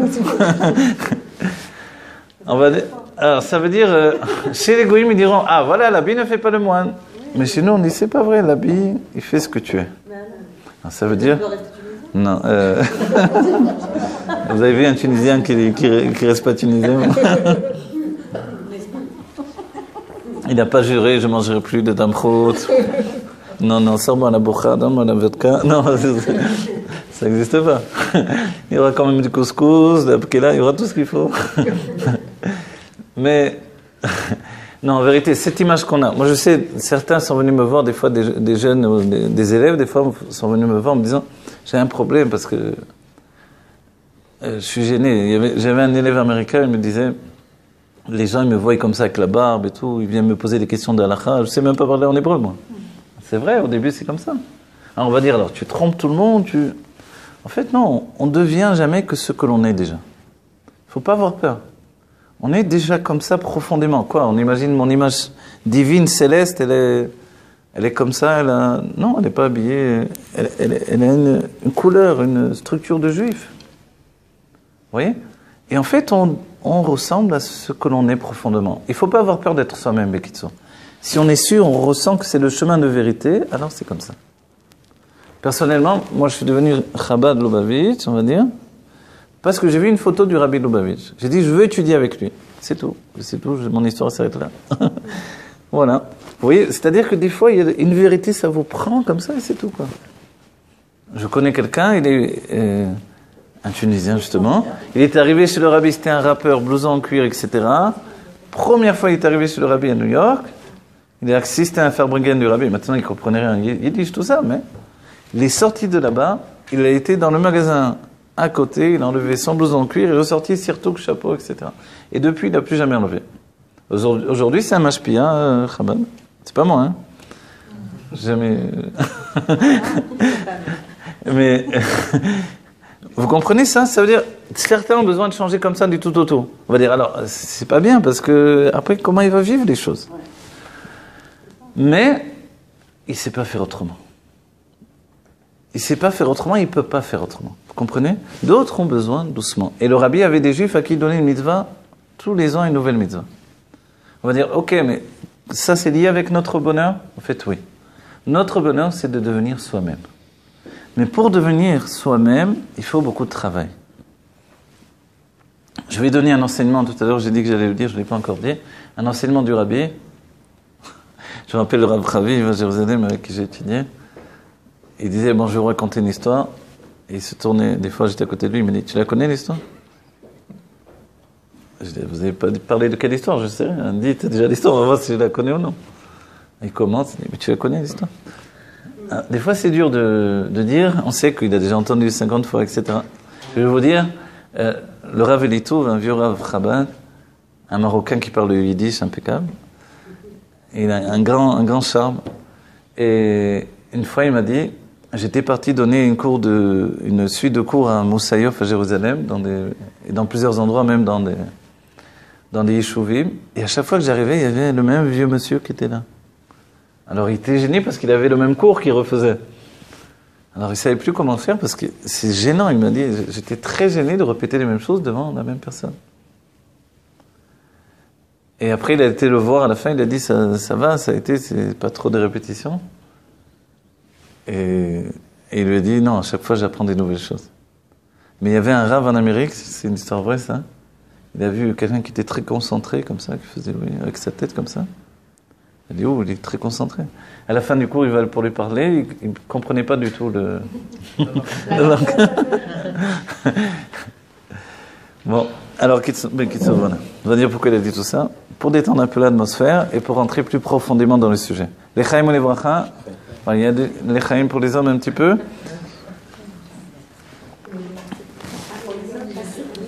Pour les femmes, bien sûr, je ne le dis pas, mais c'est entre vous, vous débrouillez. Alors, les chaim, ça veut dire à la vie, et... Voilà, et encore la vie. Et on dit au livracha, et à la bénédiction, que l'on ait une vie pleine de bénédictions. N'oubliez pas, on se réunit, c'est déjà une bonne chose. Le Rav, il a dit des bêtises, mais au moins on s'est réunis, c'est quelque chose d'important. Viens te réunir avec... Vous voyez, la Hidvadut, c'est que des âmes juives se réunissent. Aujourd'hui, le Rabbi nous a dit, on se réunit pour provoquer la Géoula. Alors, on veut la Géoula, je vous le dis franchement, on veut la Géoula, mais même si une seconde encore on n'a pas la Géoula, ça valait le coup de se réunir, non? On apprend de Dayenu, vous vous rappelez? Si on était arrivé au Har Sinaï et on n'aurait pas reçu la Torah, Dayenu. On dit, pourquoi on est venu au Har Sinaï là? Dayenu parce qu'on était qui chez Echad Belev Echad, ça suffisait, non? C'est pas tous les jours qu'on arrive à s'entendre, on s'entend jamais. Alors voilà. Oui, mais bien sûr ça fait du bien, bien sûr que ça fait du bien. Les chaim et les bracha, d'abord, à nouveau, on renouvelle les bénédictions. N'oubliez pas que chacun sorte d'ici avec plein de bénédictions dans son esprit, dans son cœur. Et surtout, n'oubliez jamais que vous êtes quelqu'un d'important, chacun d'entre vous. Et ça, c'est le plus important dans notre génération. Le Rabbi a dit, Ayom, Sarir Léoded. Il faut encourager. Il faut encourager chacun. Il faut encourager chacun à être lui-même. Parce que Dieu, il n'a pas misé sur une personne pour qu'elle soit quelqu'un d'autre. Or, avec la vie, des fois, on est quelqu'un d'autre. Non, sois toi-même. Ça veut dire quoi d'être quelqu'un d'autre? Qu'on est vraiment soi-même. Alors, voilà. Le moyen, c'est se simplifier. Quand on arrive à exprimer, à parler directement des choses nous-mêmes naturellement, et que l'on... Vous savez, il faut avoir un souci de préciser son langage. Moi, je le vois des années d'enseignement. J'essaie pas de parler comme tel rave, je m'en fiche. Je suis trop orgueilleux pour essayer de parler comme tel. Non, j'essaie de trouver le langage qui est juste. Voilà. Et c'est mon souci personnel. C'est pas tout le monde qui fait ça. D'autres ont pensé, si je parle comme lui, ça va marcher, viens, on le fait, etc. Un peu one again, un peu truc, oui. Mais je suis pas là pour faire ça aux gens. Je suis là pour leur parler de mon être profond. Le Rabbi Rachab dit, si ça m'intéresse à moi, ça va intéresser les autres. C'est là où je vous ramène à quelque chose d'important. Quand l'âme divine, elle nous dit que la vie est belle quand on fait Torah et Mitzvot, et que notre âme animale ne ressent pas la chose, il y a quelque chose qui ne va pas du tout. L'Anne Morazaken dit, on ne vient pas dans ce monde pour l'âme divine dans un premier temps. Après coup, on découvre, nous dira le Rabbi, qu'on a réussi à faire tchouva à l'âme divine. Et vous savez ce que dit le Rabbi? Si un tzaddik avait fait tchouva, il y aurait eu la Géoula depuis longtemps. On a essayé, il est venu casser les tzaddikim même. Alors non, c'est pas l'état d'esprit. C'est que en réalité, tout est inversé. De la même manière que les femmes sont plus élevées que les hommes, de la même manière, le corps est plus élevé que l'âme. Et tout ça s'écrit dans le Zohar, la Kabbalah du Harizal, les Chassidut, etc. Vous pouvez trouver dans l'écouter Moharan, dans tous les livres de Bekitso. Comment ça se fait? C'est vrai que tout le monde ne parle pas de ça, mais les Krata Géoula, on est obligé d'en arriver là. Par exemple, le Rabbi nous dit, et ça je l'ai enseigné dernièrement, j'ai réalisé dernièrement seulement, ce que nous disait le Rabbi. Et je vous le précise, si vous l'avez entendu, désolé, je répète un peu, c'est bien. La Torah, c'est Mishnah, on répète tout le temps, les Shanot. Quand on lit les écrits du Harizal, l'une des raisons du divorce, c'est que les deux âmes ne se correspondent pas. L'un est dans le nefesh. Non. Donc, c'est celui-là qui s'arrête. Il peut faire les couples en sachant qu'il... Ouais, voilà. Le Rabbi a répondu à ça, vous savez. On a vu, par exemple, le Rabbi Lubavitch a donné des brachot pour des mariages et les gens divorcés. On dit, comment ça se fait? En fait, c'est deux mitzvot. Il y a la mitzvah de se marier et la mitzvah de divorcer. Simplement, c'est sûr qu'on ne nous dit pas divorce. C'est pas une mitzvah de conseiller à quelqu'un de faire la mitzvah de divorcer. C'est une mitzvah de se remarier avec sa femme après avoir divorcé, par exemple, aussi. Mais en vérité, ça veut dire quoi? Ça veut dire que, d'après la Pnimiut Torah, normalement, si quelqu'un ne correspond pas, les couples ne se correspondent pas, c'est ce qui occasionne des divorces. On a dit, il est nefesh et elle est rouar, ils ne peuvent pas rester ensemble. L'enseignement, il est comme ça d'après le Harizal. Aïcha ola imbala vena yoredet. Elle s'élève avec son mari, elle ne descend pas. D'accord? Donc si elle s'élève avec son mari et ne redescend pas, alors, qu'est-ce qui se passe? Il se passe que quand lui, il atteint le même niveau qu'elle, puisqu'il a élevé pour qu'elle atteigne ce niveau, et qu'entre-temps il a chuté, par exemple, ils sont arrivés au niveau de Neshama. Neshama, c'est comprendre Dieu. Ok? C'est un niveau de tzaddik, pratiquement.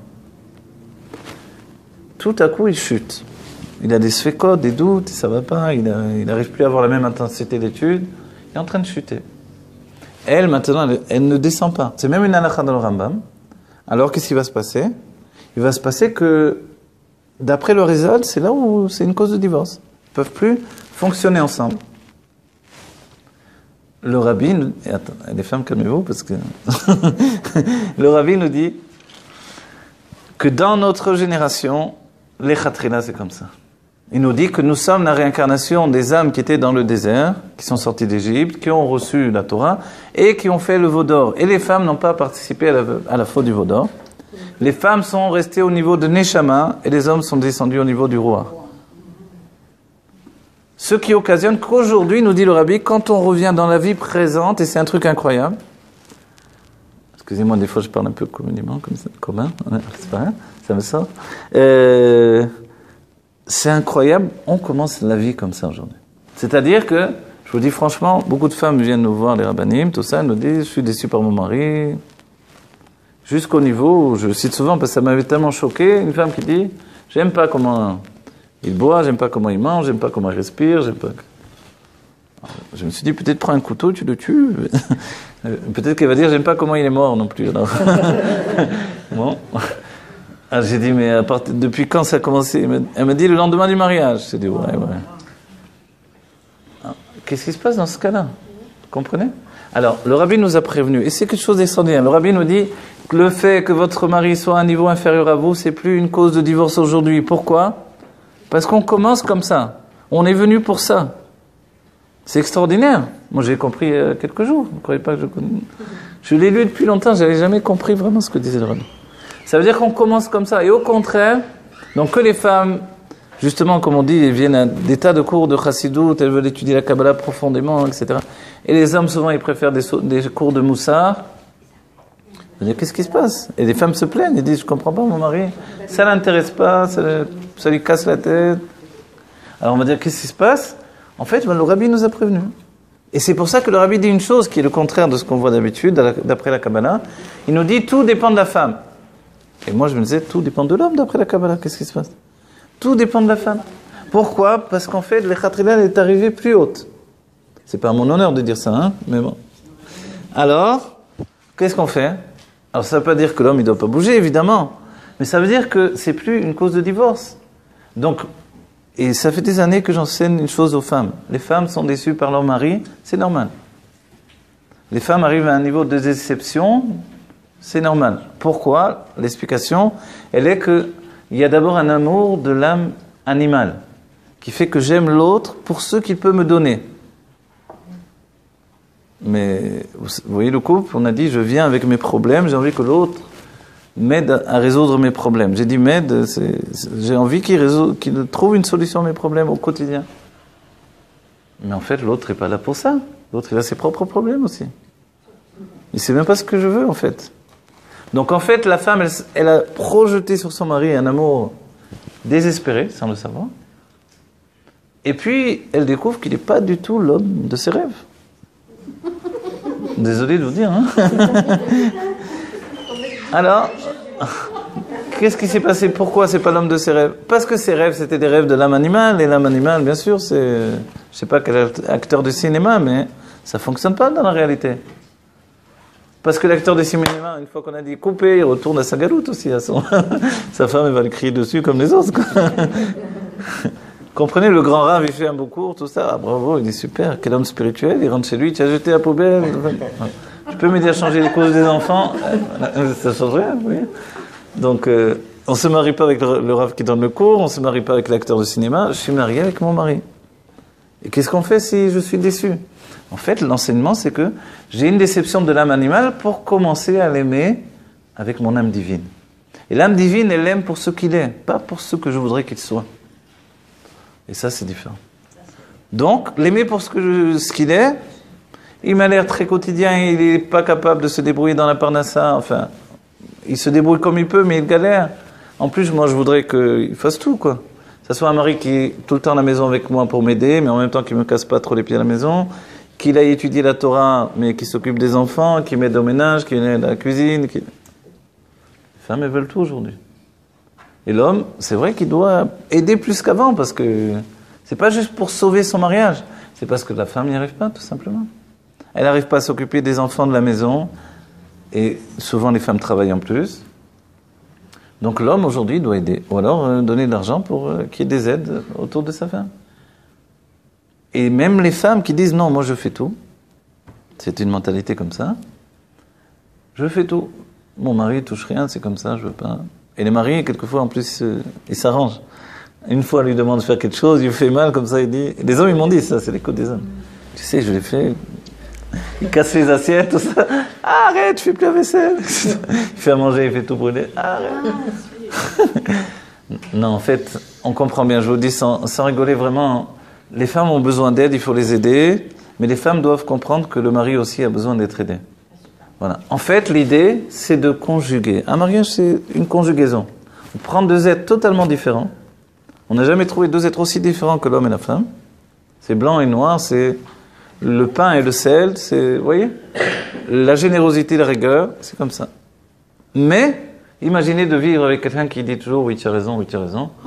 Écoute, j'en peux plus de toi, j'ai raison, ok, bon. Mais toi, tu as tort de me dire que j'ai raison tout ça. En fait, c'est ça. C'est-à-dire que Dieu, il peut occasionner qu'un homme est tranquille à l'extérieur dès qu'il est un peu sympa avec les gens, tout le monde l'aime bien. Mais sa femme, voilà, elle est sa femme.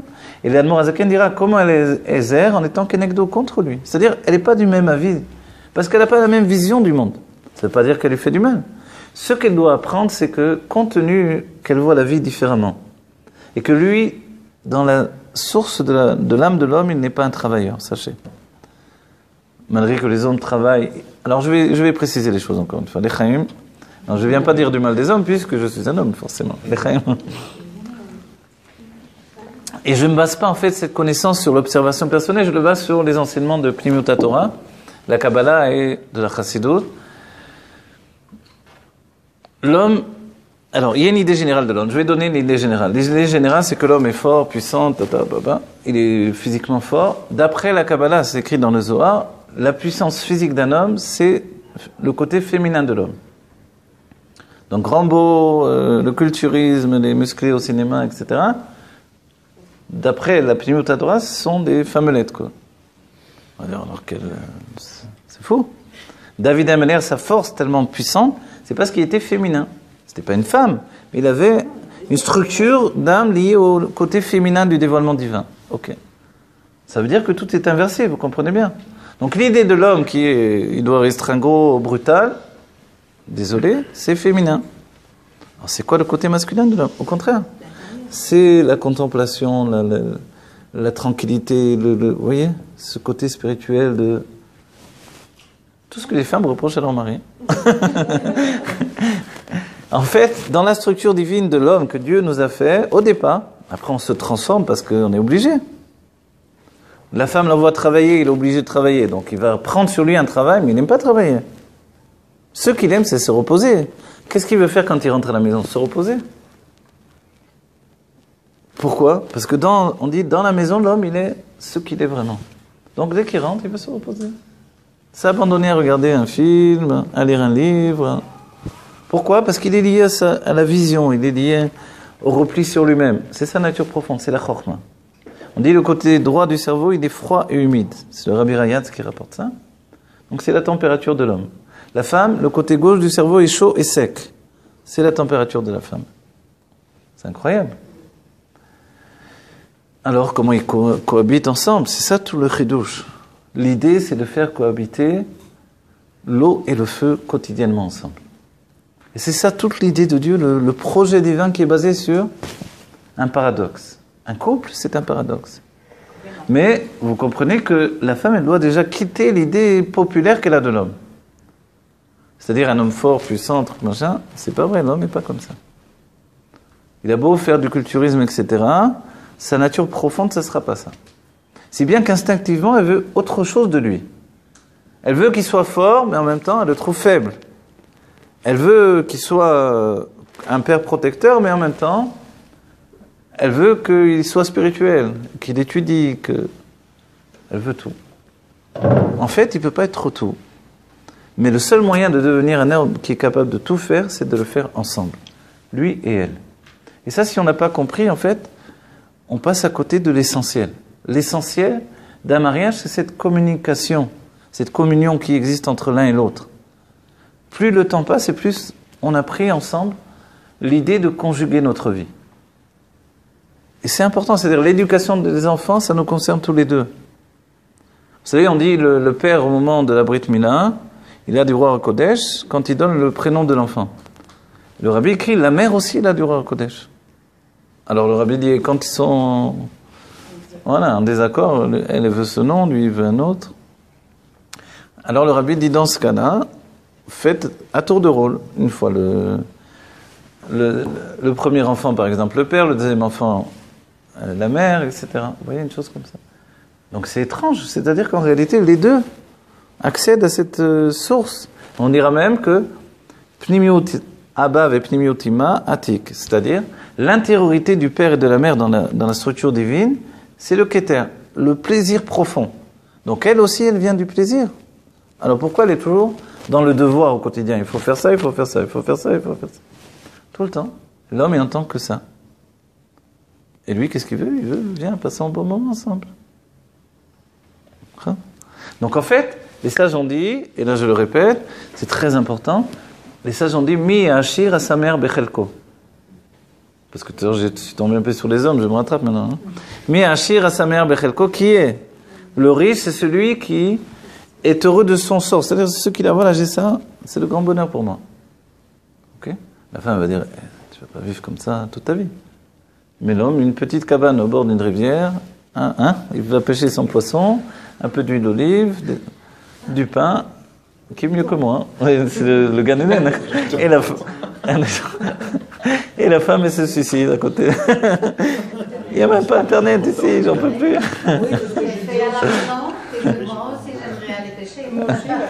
Ah voilà, c'est le côté masculin qui s'exprime, c'est bien. Voilà, ça commence à conjuguer, c'est bien.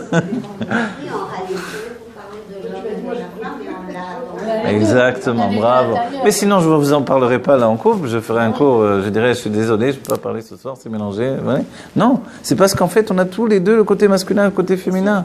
Et c'est pour ça que ça peut fonctionner. Vous voyez? C'est pour ça qu'on peut également on va dire, se contredire. Et vous savez, moi, si on me demande qu'est-ce qu'il vaut mieux, exprimer les choses ou garder. Non, il faut mieux exprimer, même si on se dispute un peu. Eh ben, c'est pas. La vie, elle est faite de. Vous voyez? Sinon, c'est l'enfer. Ah oui. Pardon. Le bonheur, ce serait l'Olam Haba, ce serait du bête à la fois, c'est-à-dire passer de ces deux côtés, de format et bina et de les unir, ou de passer de sa perception et ma perception, c'est la perception, c'est la somme des deux perceptions. Voilà, en fait c'est ça, c'est la somme des deux perceptions parce c'est comme deux tafkidim, on dirait en hébreu, deux rôles à jouer dans cette réalité. On a dit l'homme n'est pas structuré pour travailler, sachez, vraiment dans son âme, on va dire pourquoi c'est les hommes qui travaillent. Comme on a dit auparavant, parce qu'ils ne sont pas structurés pour travailler, Dieu leur dit c'est toi qui vas apporter la parnassa. Donc pour lui déjà du départ, il n'est pas fait pour ça. Il n'a rien à voir avec ce monde compliqué de l'argent, etc. Et la femme est beaucoup plus douée là-dedans. Elle a une structure. En elle est faite. La femme, elle travaille tout le temps. À la maison, pas à la maison, elle travaille de toute façon. Elle ne peut pas rester sans rien faire. Une femme, ça n'existe pas qu'elle reste sans rien faire. Les sages disent, vous prenez une mamie à la maison, c'est une richesse pour la maison. Vous prenez un papy, vous avez un poids dans la maison. C'est comme ça, qu'est-ce qui s'est passé? Parce que plus on vieillit, entre guillemets, plus on devient soi-même. Sauf que dans notre génération, on doit arrêter de vieillir, on doit arrêter le processus. Et ça marche en plus, vous avez vu? Les scientifiques et les médecins en parlent, ça commence à marcher. La chassidoute, voilà, nous on dit encore plus, bravo, il faut être immortel. Pour être immortel, il faut le savoir déjà. Parce qu'on ne sait pas qu'on est immortel, on continue tranquillement de mourir, comme si de rien n'était. Je vous dis franchement, je rigole, mais c'est pas une rigolade en plus. Vous comprenez, ça c'est une chose très très étrange. Le corps dans la source est plus élevé que l'âme. Il est d'une puissance qu'il ne connaît pas lui-même, et nous-mêmes, nous ne connaissons pas notre corps. Notre corps ne s'est jamais exprimé, ne parle pas, ne pense pas. Vous croyez? C'est l'âme animale qui s'exprime. L'âme animale. Et notre Yetzer Hara, il vient de l'âme divine qui s'introduit dans l'âme animale et dans le corps. Et en fait, tout ça, ça a été une grande chose qui s'est passée en nous. Le Yetzer Hara, c'est le penchant pour le mal. Le penchant pour le mal, il vient en réalité d'un désir de vivre. Alors, on va préciser. L'âme animale que l'on a en nous, il y a deux explications dans la Chassidut. Deux courants, c'est pas deux courants, mais deux manières d'expliquer les choses. Un qui s'appelle le Avoda, c'est-à-dire je parle par rapport à ma transformation personnelle, mon travail. Et un autre qui s'appelle Askala. Askala, c'est comprendre. Là, il n'y a plus de mal, de bien, c'est comprendre net. Dans la Avoda, forcément, il y a une conscience encore un petit peu de mal et une lutte contre le mal en moi au moins. Mais dans la Skala, qui est le niveau le plus élevé, qui veut dire comprendre, il n'y a pas de mal du tout. L'âme animale n'est pas du mal. Alors, et pourquoi elle ne veut pas que j'aille prier, elle ne veut pas que j'aille étudier, etc. En réalité, si on est honnête avec nous-mêmes, elle ne veut pas que tu ailles prier parce que tu dors dans ta prière. Elle ne veut pas que tu ailles étudier parce que tu crois que c'est le petit cours du dimanche et que tu ne fais aucun effort. En d'autres termes, l'âme animale, elle est passionnée. C'est le désir et la passion. Le Tzemar Tzedek dira un désir d'avoir du plaisir. Donc tout ce qui n'est pas encore avec la passion dans la vie, elle n'est pas intéressée. Là, grâce à Dieu, vous voyez, on met à manger, on met de quoi boire, de quoi faire les chaïm, l'âme animale, elle est contente. Et en même temps, on étudie. En fait, toutes les fois, si je suis capable de gérer ma vie de cette manière-là, dans le sens où je me donne dans l'intensité, dans le service de Dieu, que ma prière, c'est vraiment quelque chose de passionné, et l'étude, je m'investis vraiment, l'âme animale, elle est la première à courir. Elle est déjà à la porte, elle m'attend, allez, on sort. Vous comprenez? En fait, nous, on a pensé tordu parce que on a toujours pensé qu'elle était du mal. C'est pour le avoda, pour se confronter, pour s'élever. Mais maintenant, je veux comprendre vraiment qu'est-ce qu'elle est. Parce que si vous me dites âme et animal, désolé, mais ça ne fonctionne pas le système. Un animal, c'est pas une âme, c'est un animal. Mais vous savez qu'il y a même des anges qui s'appellent chayot ve behemot. Quand il est dit, ça veut dire les animaux domestiques, les animaux sauvages. Quand il est dit dans le Sefer Bereshit qu'Adam Arishon s'est uni avec tous les animaux, où est-ce qu'il y avait des animaux? Ou alors que Dieu préserve, c'est uni avec l'éléphant, avec la puce, le sanglier, c'est un truc de fou. Comment on a pu dire ça? En fait, les animaux, c'était des anges. Son âme s'est unifiée avec les âmes des anges et il a vu que ça correspondait pas. Il n'y avait pas d'animaux encore sur la terre. Le monde matériel n'existait pas. Il y avait un seul homme qui était dans un monde spirituel qui s'appelait le monde de Bria. Son cœur était dans le monde de Yetzira et ses pieds dans le monde de Asiya. Spirituel, mais la matière n'existait pas encore. C'est seulement après la faute qu'il y a une conscience de la matière. C'est pour ça que le Rashi nous donne une allusion, il nous dit tant qu'Adam Arishon n'était pas venu pour prier, l'herbe des champs ne poussait pas. Et les arbres ne poussaient pas. On s'étonne parce qu'on dit mais tout a été créé déjà, comment ça se fait? Tout est créé de manière spirituelle. Donc en fait, vous voyez, ça on ne l'a pas enseigné depuis pendant des siècles, on va dire. C'était réservé à une élite. Aujourd'hui on le dit à chacun. Qu'on comprenne bien que ce n'est pas une histoire aussi simple qu'on pouvait le penser. Donc en réalité, mon bonheur dépend de quoi? C'est que le rapport à ce qu'il est là, les noms. Ça m'est sorti. En réalité, notre bonheur, il dépend de quoi? Il dépend de nous, c'est tout. Il dépend de notre conscience. On va dire, oui, mais moi, j'ai une conscience, tu te rends pas... Les gens répètent toujours ça, malheureusement. Malheureusement, qu'ils aient passé des choses difficiles et qu'ils nous disent, tu sais ce que j'ai passé dans mon enfance, et tu sais, etc. C'est vrai. Et c'est vrai, moi, je ne viens pas dire, c'est faux ce qui s'est passé, c'est un mensonge. Pourquoi c'est faux? Je te montre là des traces de bleu que j'ai, des trucs que j'ai passés. Oui. Quelqu'un nous dit j'étais à la Shoah, je vais dire non, c'est pas vrai, t'as pas été. Pour être positif. Il dit ah oui, c'est quoi le numéro que j'ai au bras? Toi, tu fais des tatouages, c'est interdit d'après la Torah, tu sais. Alors, non, je vais pas être stupide. Je vais dire d'accord, j'ai compris que c'est vrai ce que tu me dis. Mais aujourd'hui, c'est une nouvelle période de ta vie, c'est un nouveau moment. Chaque instant, tu es recréé à partir du néant. Ton bonheur dépend de ta décision d'être heureux et de rien d'autre en réalité. Et le Baal Shem Tov nous dira de vivre intensément l'instant présent, ça fait le tikkun de tout. De ma vie présente et même des vies passées. C'est pour ça que le Baal Shem Tov ne faisait pas comme le Harizal qui disait à chacun ses Gilgulim, ses réincarnations. Le Baal Shem Tov disait non, tu n'as pas besoin de savoir. Vis intensément l'instant présent. C'est-à-dire que maintenant, on est capable de réparer toute notre vie. Je suis dans ce que je fais, voilà, il n'y a pas mieux. Ça ressemble à Mi Hachir à sa mère Bechelko. Je suis riche parce que j'ai un verre de vin devant moi, un peu d'eau, je suis riche. Oui, on va dire. Oui, peut-être il n'y a pas payé ton loyer, peut-être il y a encore des dettes. Non, mais là, à l'instant, je n'ai pas. Pour se rattacher à cette idée-là, Dieu nous donne le Shabbat. Imaginez, vous habitez dans l'immeuble de votre propriétaire. Et vous n'avez pas payé le loyer. Toute la semaine, vous n'êtes pas bien, vous passez devant lui, ça, de loin, vous dites peut-être il ne va pas me voir, vous rentrez la nuit tard, sortez le matin tôt, bon, vous faufilez comme... Arrive Shabbat, vous allez le voir, Shabbat Shalom, etc.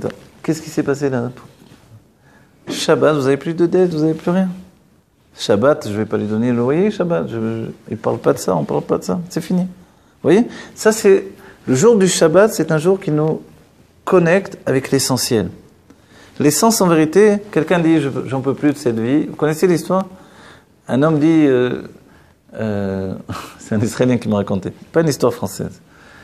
Il me dit voilà, j'en peux plus, je vais me suicider. Il dit à son ami « viens avec moi, je vais aller là sur le quai du fleuve, je vais plonger dans l'eau. Viens, pour mes derniers moments, viens avec moi, tu m'accompagnes ». Il dit « bon, d'accord, je te comprends. Mais pourquoi tu veux te suicider ?» J'ai emprunté de l'argent à tout le monde. Lui, j'ai emprunté 200, lui, emprunté 200, lui, emprunté 200, etc. Et j'ai plus d'argent pour rembourser personne. Il dit, bon, je te comprends et tout. Bon.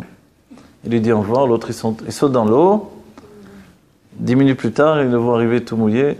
Il dit, alors, qu'est-ce que tu fais? Tu t'es pas suicidé? Il dit, non, je suis arrivé en bas, il y avait un plongeur, je lui dois 200 shekels à lui aussi.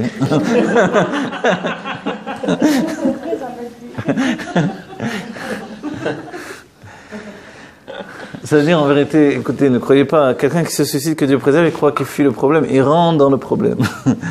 La vie qui nous est donnée, c'est la meilleure vie qu'il nous faut. Simplement, il faut qu'on ait le courage d'aller de l'avant. Il faut être courageux, ça je vous l'ai dit, c'est la solution à tout. D'être courageux, c'est de se dire que c'est difficile, je ne vais pas y arriver, mais je le fais. Le courage, c'est la foi surtout. Ouais.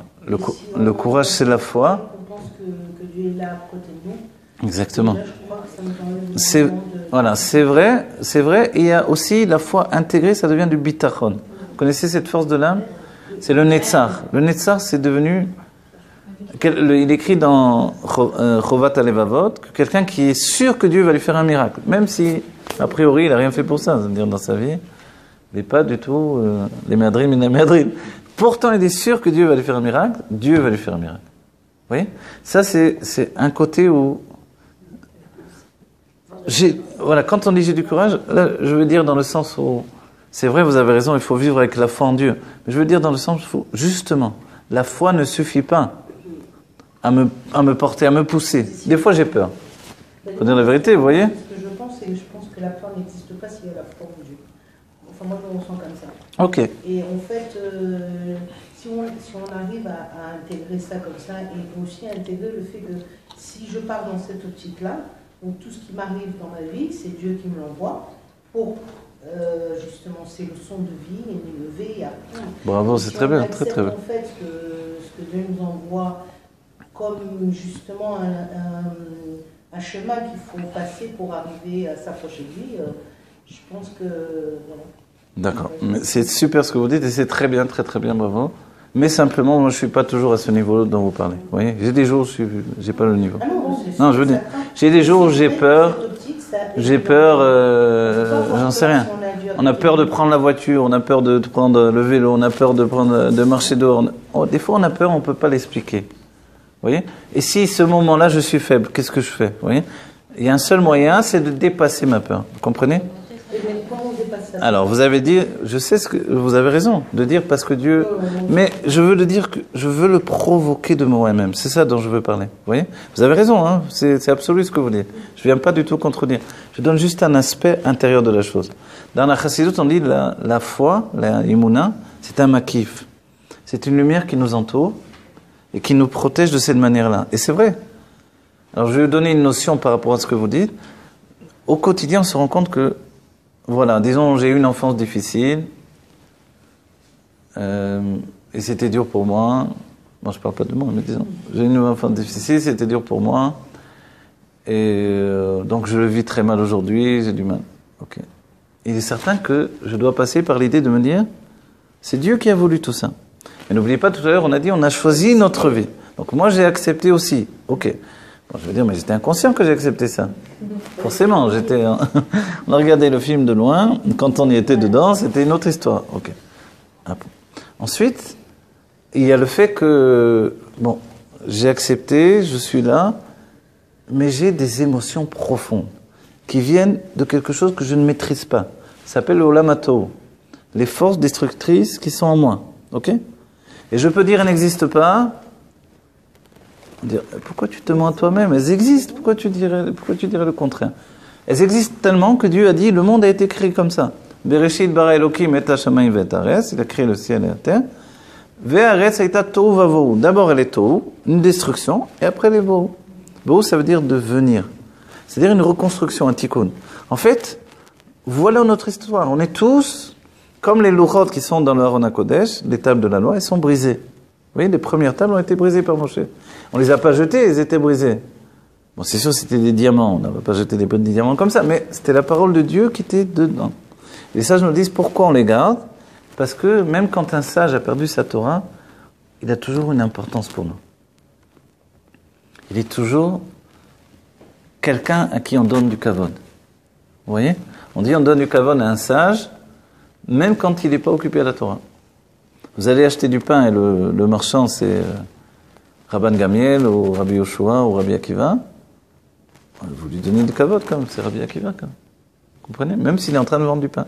Le Harizal vendait des épices. Alors je veux dire, bon, quand je vois la choule, c'est le Harizal. Quand je vais acheter des épices, calme-toi. Hein.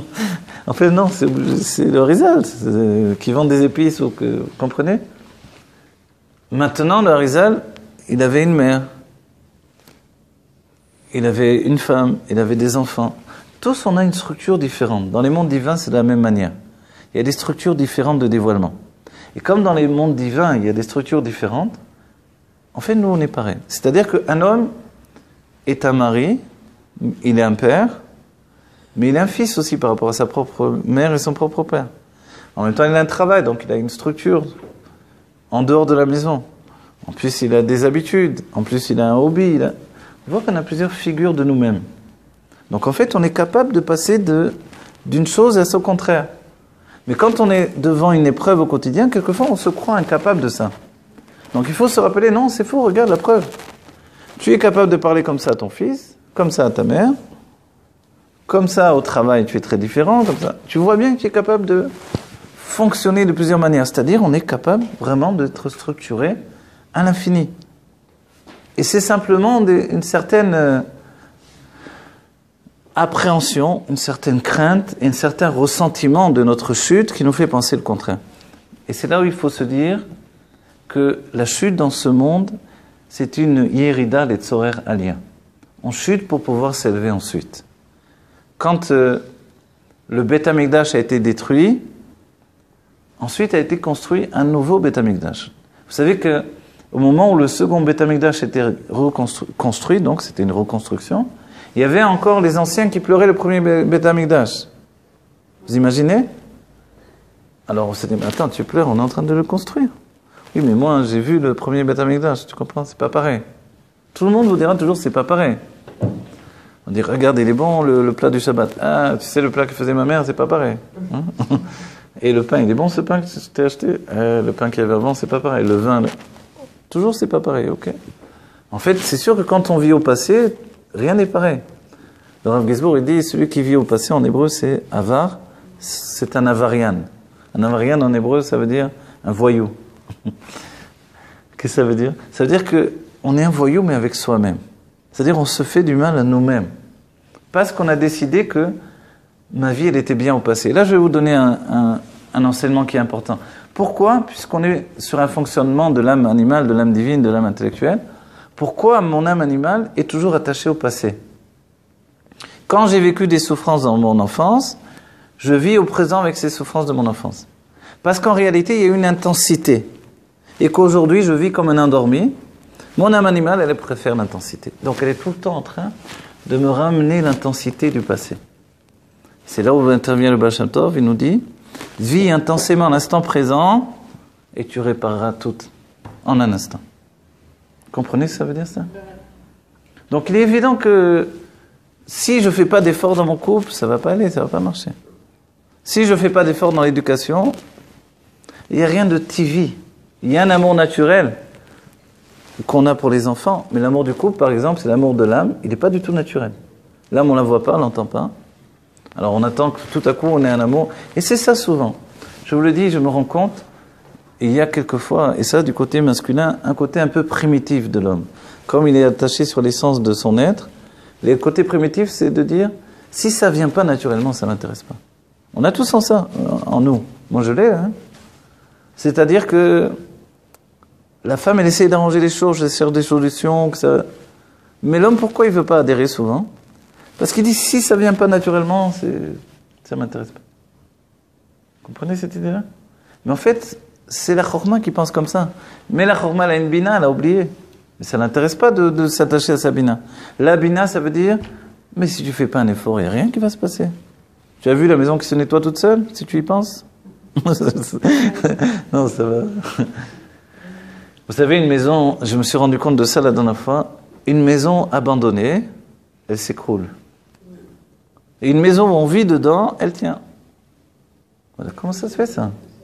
Normalement, la maison où on vit dedans, les enfants de Balagan, elle devrait s'écrouler. La maison où il n'y a plus personne, elle devrait tenir. Au contraire, une maison où il n'y a plus personne, elle s'écroule. Vous voyez, ça veut dire ça? Moi, je suis la même chose en fait. Je viens me plaindre, je vais voir un psychologue, un deuxième, un troisième, un quatrième. Je ne sais plus qui aller voir, les Mekoubalim, les trucs, les cartons anciens, les astrologues. Bon. Mais je n'ai pas compris que si je ne travaille pas dans ma maison, elle est en train de s'écrouler, c'est tout. En fait, Dieu nous dit, écoute, je ne t'ai pas fait venir dans ce monde pour que tu dormes. Vis intensément. C'est tout ce que je te demande. Et tout va s'arranger. Tout, et ton bonheur va te jaillir à la figure. Du moment que tu veux que ça aille bien à la maison, tu veux qu'il y ait du bonheur, mets de la musique, danse. On va dire maintenant, c'est les 3 semaines occupées. En fait, vous voyez bien que c'est la notion de se dévoile à tout Béav, ceux qui étaient déjà à Tisha B'Av. Vous savez que la mortalité s'est arrêtée à Tisha B'Av. C'était magnifique, les gens faisaient quelque chose de magnifique. Ils allaient dans le désert, ils creusaient leur tombe, ils allaient dormir le matin, se lever qui se levait. C'est affreux en réalité. Hein, bon. Quand ils ont vu que ce sont la 39e année de ce qu'ils avaient compté, c'était en fait la 40e année, puisqu'ils n'avaient pas compté la première année où s'est passée la chose, ils pensaient qu'il fallait y avoir une année supplémentaire. Donc, il y avait effectivement une zéra, un décret. Mais tout à coup, ils se sont couchés, ils se sont relevés tous le matin. Ah, imagine les têtes. Chacun, on s'est vu. Le lendemain, une journée de joie, etc. Ça a dû être la fête ce jour-là. Bon, le lendemain, on a dit au revoir quand même. Et, vous voyez, j'ai dit c'était la fête pour celui qui ne s'angoisse pas. Celui qui s'angoisse parce qu'il dit non mais ce soir je vais mourir, vous voyez. Il s'angoisse donc il ne fait pas la fête maintenant. Vient le Baal Shem Tov, il dit mais tu as qu'un jour là, profite de ce jour, qu'est-ce que tu es fou, profite de la vie, vous voyez. Profite de la vie, ouais, ça c'est une idée. Ça vient de Esav, vous savez, Esav il portait en lui la Géoula aussi. Malgré qu'il a mal tourné, parce qu'il faut savoir l'utiliser cette Géoula. La Géoula qui venait de Esav, c'était profite de la vie immédiatement. Il y a un pitgan de Esav qu'on a transmis. Tochal vetishte ki machar tamut. Mange et bois parce que demain tu vas mourir. Laisse tomber les régimes. Ça va pas Tisha B'Av. Bon, mais alors, qu'est-ce qui s'est passé? Est arrivé donc, depuis Tisha B'Av jusqu'à tout B'Av, quand ils ont vu que la lune était pleine, forcément, c'était plus Tisha B'Av. C'était le 15 du mois, la lune est pleine. Alors, ils ont compris que c'était terminé. Mais réfléchissons à nouveau, puisqu'on y pense là. C'était quoi la mentalité de chacun? Est-ce que, en voyant qu'il allait pas mourir, qu'il n'était pas mort, est-ce qu'ils pensaient que le lendemain il allait mourir? D'abord, ils ont pensé qu'ils allaient mourir le deuxième soir. Mais après, ils ont vu qu'ils n'étaient pas morts. Alors, comment ils ont vécu la chose? Est-ce qu'ils se sont dit, on ne va pas mourir, etc. Certains avaient de l'espoir, certainement. D'autres ont dit, non, calmez-vous, on va bien voir. Imaginez tout ça, comment ça a dû... C'est un birour incroyable. Mais quand est arrivé tout B'Av, c'est la fête des amoureux dans le peuple juif. L'âme divine, le corps, l'âme animale, tout le monde était en fête. Il n'y a pas un qui a dit, moi je ne suis pas en fête. Vous vous rendez compte? Et c'est ça, il n'y a pas eu de jour de bonheur pour le peuple juif comme ce jour-là. Plus haut que Yom Kippour, plus haut que tout.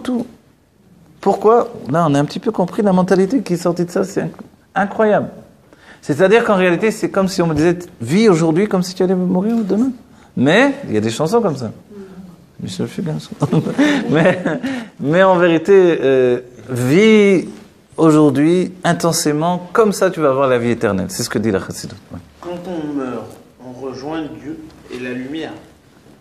Alors pourquoi on en a peur? On a peur de l'inconnu en fait.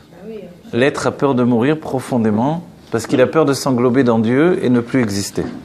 Mais dans ce sens, vous le réappuyez d'une certaine façon. Puisqu'en fait, vous dites, vis maintenant l'instant dans le plaisir, puisque demain tu vas mourir. Donc c'est en fait... Non, alors voilà. De cette façon, bien sûr, c'est pour ça que j'ai dit... Vous appuyez un peu la chose au lieu de... Non, c'est pour ça que je me suis... C'est pas grave, si tu meurs demain... C'est pour ça que j'ai dit ensuite... Voilà. C'est vrai, mais aussi il y a l'autre enseignement. Vis intensément aujourd'hui parce que grâce à ça, tu vas vivre de manière éternelle. Voilà.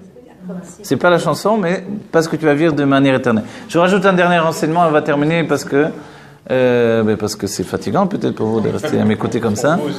Moi ça va, mais je me rends pas compte. J'ai pas de notion de temps quand j'enseigne. Moi je suis pas fatigué. Ah oui, je comprends bien. Je comprends bien, c'est pour ça que certains se suicident, mais c'est pas une solution. Je vais vous dire pourquoi. Alors je vais vous dire un enseignement. Non, mais je vais vous dire un enseignement qui est important. Vous savez, on dit Kadosh, Kadosh, Kadosh tous les jours, ok, dans la prière du matin. Et ce Kadosh, il veut dire Mouvdal, séparé, séparé, séparé. On le dit, et après les anges dans les mondes divins le disent. Même si on a appris des anges à le dire, ça se passe comme ça tous les jours. Donc quand on dit Kadosh, Kadosh, Kadosh, ce qui veut dire séparé, séparé, sous-entendu que Dieu est séparé du monde matériel. Ensuite, finalement, les anges, qu'est-ce qui se passe chez les anges? Ils se disent, si les enfants d'Israël disent que Dieu est loin d'eux, et nous, alors, où on est? En fait, les anges pensent qu'ils sont très proches de Dieu dans les mondes divins. Tout à coup, ils se rendent compte qu'ils sont juste dans une lueur du dévoilement divin. Quand on dit, je vais rejoindre Dieu là-haut, c'est juste une lueur de la lumière divine. Ici, dans ce monde matériel, on s'attache à l'essence de Dieu. L'essence de Dieu, elle est cachée dans la matière. C'était le secret qui s'est déroulé en Égypte, de rentrer en Égypte. Pharaon, c'est les lettres de Afar. Il était le roi sur le Yesod Afar, l'élément de poussière, qui est le premier vêtement sur l'essence de Dieu. Pourquoi? Comment ça se fait? Parce que quand Dieu a créé la matière n'apparaissait pas. Donc il a réduit la lumière, il a voilé, il a fait des tzimtzumim, mais la matière n'apparaissait toujours pas. Alors qu'est-ce qu'a fait Dieu? Il s'est projeté lui-même. Et la matière est apparue par sa présence tout simplement. Mais il n'est pas matière, Dieu. Il est la base de la matière. Parce que la matière n'existe pas. C'est sa volonté qui nous apparaît par le biais de la matière. Il y a deux consciences. Le Da'at Elyon où tout est Dieu, le Da'at Arton où tout est cette matière que l'on perçoit. Mais cette matière qui n'existe pas, c'est la volonté de Dieu. Et comme la volonté de Dieu ne se dissocie pas de Dieu lui-même, en fait la matière est le niveau le plus proche de Dieu. Les électrons, tout ça. Voilà, tout ça c'est le côté externe. Mais profondément, Dieu est là. Et c'est une notion différente. Et c'est pour ça que le Rabbi nous a donné un enseignement extraordinaire. Il nous a dit que avant, on est sorti d'Égypte. Donc on avait toujours l'idée, venez on fuit l'exil, venez on va ailleurs. Venez on sort de Chutz La'aretz, on vient en Eretz Israël. Vous savez, les sages nous ont dit que Eretz Israël va se répandre sur le monde entier. Alors on va dire, alors que ça nous casse toute la baraque, toute l'idée, comment ça se fait? Ça va pas. Le monde entier va être Eretz Israël. Alors en fait, l'idée elle n'est plus justement de quitter Mitzrayim, de fuir un endroit qui reste en exil, mais de faire la Géoula où on se trouve. Et le Rabbi a imagé dans l'idée que le mot Géoula, il vient du mot Gola, qui veut dire l'exil. Ah ouais, le Tzemach Tzedek a dit, il fait Israël où tu te trouves, mais le Rabbi a expliqué le Gola, il tient en lui le Aleph, d'accord? Ce Aleph n'est pas dévoilé, à nous de le dévoiler, ça devient Géoula. Gola, ça veut dire l'exil. Donc en fait, la structure du monde tel qu'on la voit, qui est l'exil, c'est ce qu'il nous faut pour notre Géoula. C'est-à-dire qu'aujourd'hui, on ne doit plus se dire, ah, si j'avais ça, je serais heureux, si, je sais pas, si Dieu se dévoile, je vais être heureux, si la Géoula va venir, je vais être heureux, si Yamashia, je vais être... Non, tu n'as pas compris que la structure là que tu as, c'est ça ton bonheur. Parce que même dans la Géoula, et c'est la marloquette entre Rambam et Ramban, ça va être dans un corps, ici. Même en Chine, à je ne sais pas quoi, ou dans le monde où aujourd'hui ça peut être peut-être une galoute, là-bas ils vont être en Géoula aussi. Parce que ça va être Israël. Mais on viendra quand même au Beth Amikdash. On montera quand même à Jérusalem, qui va être tout Israël d'aujourd'hui. Donc ici, on est le plus proche, c'est certain. Il y a une Ma'ala particulière. La Ma'ala, l'élévation particulière, et je vais terminer peut-être avec ça, c'est ce que nous dit l'Admor HaZaken dans Parashat Matot Maseh. Il nous dit que, Maseh en fait, qu'en réalité, ce monde dans lequel on se trouve en Eretz Israël, ce n'est pas le monde de Asiya, le monde matériel, mais c'est un monde supérieur qui s'appelle le monde de Yetzira. Pourquoi? Parce que la lumière divine est venue, s'est habillée de niveau en niveau, et c'est la différence entre Eretz Israël et Chutz La'aretz. En dehors de Eretz Israël, les sages ont dit l'air rend impur. Tandis qu'en Eretz Israël, il est impossible de dire ça. Pourquoi? Parce qu'en fait, ici, la matière n'est pas dérangeante pour dévoiler le spirituel. C'est que l'image de la matière et non pas la matière elle-même réellement. Donc elle ne nous enferme pas. Malgré que les gens peuvent être très matérialistes ici en Eretz Israël. Et c'est vrai, c'est une découverte pour nous. Quand on vient de France, par exemple. Oui, mais non, partout, non. Ça va être, alors vous avez raison, puisque la Géoula se répand. Ok, dans cet état d'esprit, oui. L'état d'esprit de la Géoula qui se répand, c'est en fait que le monde entier va être le monde de Hatzilut. Et dans Hatzilut, le réceptacle, la lumière, le dévoilement divin sont au même niveau. C'est-à-dire le corps, l'âme, tout sera au même niveau et tout à coup va se dévoiler la grandeur du réceptacle. Le corps qui a une vie, d'après le Tzemach Tzedek qui nous dit, le corps a une vie morte. C'est pour ça qu'il ne peut pas mourir parce qu'il est déjà mort. Il est déjà mort parce qu'il n'a pas de vie en lui. Parce que sa vie est d'un autre mode d'existence. Et il nous dit, quand une âme quitte un corps, puisque normalement l'existence elle vient de l'âme, il devrait quitter le monde aussi. Or le corps existe encore. Et même quand on dit qu'il se désagrège, mais il y a toujours quelque chose qui reste obligé. Oui, même si dans l'idée, comme les hindous, ils s'unifient avec l'air, ce que vous voulez, la terre, ok, mais il est là. Oui. Comment ça se fait qu'il est encore là, alors que l'âme est repartie dans le Gan Eden, et déjà en route pour une nouvelle vie? Parce qu'en fait, le corps a sa vie qui lui appartient, qui n'a pas été dévoilée pendant des siècles. C'est pour cette vie-là que Avraham Avinu a investi 400 mesures de plaisir, de désir. Arba meot shekel kesef. Kesef en hébreu, vous savez le mot kesef, c'est kisufin, le désir.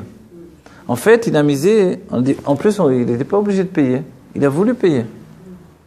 On dit, pourquoi tu payes? Le Zohar a crié sur Avraham Avinu, pourquoi il a payé? Il a réintroduit les plaisirs du monde dans le service divin. On était sortis par le travail d'Avraham des plaisirs de ce monde, il nous a réintégrés dans les plaisirs du monde. Pourquoi? Parce que sa femme n'était pas morte et parce que le corps ne meurt jamais en réalité. Parce que nous dire que l'âme est immortelle, vous êtes d'accord que les goïms le savent aussi. Les chrétiens en parlent, les bouddhistes, évidemment, les tibétains, tout le monde le sait. Ok, alors quoi? C'est quoi le chidouche de notre judaïsme? C'est que le corps est éternel. Et c'est ça le grand enseignement. Et dans la Gemara, je peux vous dire qu'il y a des textes entiers sur ça, et des tzadikim qui sont vivants. Le Harizal s'est trempé tout seul au mikvé, après qu'il ait été mort et qu'on ait on ait nettoyé son corps avant qu'il se trempe lui-même. Le Or HaChaim HaKadosh, il s'est assis au moment où il est passé sur le Har HaZeitim, devant un endroit qui s'appelle la porte du Gehinom. Tout le monde avait peur de passer par là. Il a dit, passez, ne vous inquiétez pas. Il s'est assis, alors qu'il était mort, hein.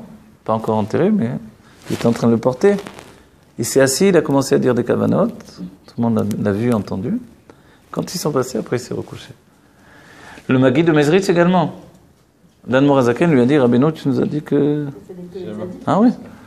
Il s'est levé lui-même, il est allé se tremper aussi comme le Harizal 3 fois. Le Harizal s'est trempé 3 fois au mikvé du Harizal où on se trempe. Le Baal Shem Tov, il a enseigné à ses élèves comment l'âme quittait le corps, au moment où son âme quittait le corps. Il leur a dit, quand vous verrez la montre à cette heure-là, j'aurai quitté mon corps. Les Talmidim regardaient la montre, et ils continuaient à parler. Et c'était Shavuot. Et le Rabbi Rayatz pose la question, mais qui a enterré le Baal Shem Tov? Puisque les Talmidim ne pouvaient pas le faire, le corps est mouxé. C'est sûr qu'ils n'ont pas voulu que des goïms l'enterrent. Alors il nous dit, il s'est enterré lui-même. Vous comprenez tout ça? C'est une sorte de jeu dans lequel on est rentré avec un pessimisme inné que l'on a porté avec nous pendant des siècles. Donc d'annoncer la Géoula imminente, ça veut dire de vous annoncer que la Géoula est là maintenant. Dans ce sens où ça dépend de notre état d'esprit. Libérons-nous parce que personne ne veut le faire à notre place. C'est ça ce que dit le Rabbi. Vous voyez, comme la photo là de You en Amérique. Là. Toi, tu pars à la guerre. Alors, l'oncle Sam. Donc en fait, nous, on doit apporter la Géoula, c'est ce que le Rabbi a dit à chacun. On ne doit pas attendre que l'autre, à commencer par ma vie. Je ne peux pas croire que la Géoula va venir dans le monde entier. En attendant, moi, ma vie, c'est une pauvre vie, je suis malheureux. Tu es malheureux parce que tu as décidé, arrête, sors de ce malheur. Brise-le, casse-lui la tête, fais-lui la shrita. Décide d'être heureux immédiatement. Et rien ne résiste à la volonté en réalité. C'est ça qui est extraordinaire. Pardonne à tout le monde parce que tu sais que voilà, tout le monde fait ce qu'il peut, tout le monde fait des erreurs. Pardonne parce que c'est bon pour toi de pardonner à tes parents, à tes grands-parents, aux faux, tout le monde. Et maintenant, pour toi, tu pardonnes et maintenant, sois heureux. Tu veux être heureux, fais-le. D'accord? Il n'y a pas de musique, on ne met pas peut-être... Ok, nous on écoute des nigunim, les chassidim, parce que ça fait partie de notre avodat Hashem, de notre service de Dieu. Donc on écoute même dans cette période-là des nigunim. Mais, vous savez, quand vous voulez qu'il y ait de la joie à la maison, il faut prendre les enfants et on se met à danser. Il n'y a pas le choix, vous voyez? Donc en fait, il faut s'y mettre, il faut être courageux dans le sens où, vous savez, des fois vous avez après Shabbat une tonne d'assiettes, il faut être courageux, hein. Soit on téléphone à quelqu'un qui va venir faire la vaisselle, soit on s'y met. Vous connaissez l'histoire, celui qui a dit au Rabbi, c'est vrai que Motzei Shabbat, si je plie le talit, c'est bon pour le Shlom Bayit. Alors Rabbi a dit, je sais pas, mais en tout cas, si tu remontes les manches pour faire la vaisselle, ça c'est bon pour le Shlom Bayit. Donc, la différence entre les deux, il faut être courageux, hein, Manassat. Vous voyez ? Le courage, c'est se pousser en avant. C'est la volonté qui devient quelque chose auquel rien ne résiste. Et on a tous cette volonté parce qu'il y a des fois où on l'a affirmé, chacun d'entre nous. Chacun d'entre nous, on a claqué la porte à un moment dans notre maison, on a crié sur les parents, on a tout laissé. Ou on n'a pas osé le faire, mais c'était en nous, quoi qu'il en soit. Donc dans notre vie, on est capable pour le bien de faire des bonnes choses, c'est aujourd'hui qu'il faut le faire. D'apporter notre Géoula, on ne doit même pas attendre le Mashiach pour apporter notre Géoula. À nous de le faire. C'est ce qu'il nous a dit, ça doit venir de 1, 2 ou 3. Il faut se réunir pour en parler. Alors voilà, on se réunit, je vous le dis. On fait les chaim, les bracha. Voilà, que l'on sort de ce shiur, on quitte jamais un shiur, on est toujours dans la vie éternelle, que l'on soit heureux, que l'on ait un courage décuplé, et que l'on comprenne que la contradiction est bonne pour notre vie, d'accord ? C'était Rabbi Yochanan, quand il avait été makpid, bon, il a tué son élève, Saravota en fait, Resh Lakish, bon, toute une histoire entre eux, mais quoi qu'il en soit, ensuite, il n'avait plus d'opposition à ce qu'il disait. Il devenait fou. On lui a donné quelqu'un qui est venu, qui lui disait, oui, c'est vrai ce que tu dis, c'est écrit là-bas, là-bas. Il dit, tu crois que j'ai besoin de toi pour me dire que c'est vrai ce que je dis? Quand je disais une chose à Resh Lakish, il m'opposait 24 endroits où c'était écrit le contraire. Alors là, je devais lui prouver que c'était vrai. Ça, c'était intéressant. Toi, tu vas me dire que c'est vrai. Imaginez une femme, même le plus, je sais pas quoi des maris, le plus primitif des maris, que sa femme lui dit tout le temps, oui, c'est vrai ce que tu dis, c'est vrai, tu es le meilleur, etc. Tu te rends compte au bureau comment ils vont parler. Oh là là, mais tu es merveilleux, ils ne se rendent pas compte. Imaginez tout le temps, ça va 5 minutes. Maman, elle regarde, qu'est-ce qu'elle a, celle-là? Voilà, et je vous dis, et maintenant je dis un autre truc que je dis les derniers temps dans les cours, mais j'avais entendu ça, et ça m'a marqué. Une jeune fille, un jeune couple, la jeune fille fait savoir à ses parents, ça y est, elle va divorcer. Maintenant, ça fait quelques mois, ils viennent de se marier. La mère, elle comprend pas, le père, qu'est-ce qui se passe? Voilà, on en est arrivé, c'était terrible, on s'est disputé. Alors on va divorcer. Vous disputez, vous allez divorcer? Elle dit, oui. Elle me dit, mais pourquoi? Mais vous, on vous a jamais vu, et parle à ses parents maintenant, on vous a jamais vu vous disputer. Donc moi j'ai pensé que si on se dispute, ça y est, c'est terminé, on n'est plus fait pour être ensemble. Alors ses parents lui ont dit, mais nous on allait se disputer dans la chambre pour pas que vous entendiez. Et en fait l'enfant il pensait que les parents se disputaient jamais. Donc vous voyez souvent on dit ouais à cause qu'ils se disputaient, blablabla. Non, c'est pas vrai, tout est bon, tout est mauvais, ça dépend comment on tire des conclusions. Tout est bon, tout est mauvais, vous voyez. Donc dans la vie il faut tirer des bonnes conclusions, avoir un esprit positif, pense bien et tout ira bien. Et se dire que, bon, c'est pas parce que mes enfants ont vu me disputer avec ma femme que c'est la fin du monde. Ils comprennent que dans la vie, il faut un peu... Imaginez, vous faites un film à Hollywood, il n'y a pas de méchants. Tout le monde va vous téléphoner, mais je mets pas d'argent sur ce film. Hein. Personne, même Walt Disney, ils ont compris, il faut un bon méchant. Après, on va trouver... Voilà. S'il est gentil, il est un peu comme ça, gentil. Mais s'il y a un bon méchant, ça marche. En fait, on ne doit pas être ni méchant ni gentil, il est évident. On ne doit pas occasionner que l'autre soit un bourreau et moi je suis la victime, ça c'est important. Ok ? Mais on doit vivre en harmonie. L'homme est le mashpia dans le sens où il influence, c'est son système. La femme doit prendre cette influence et la diriger où elle veut. D'accord ? La femme est un mashpia atzmuti. Elle ne dévoile pas son influence.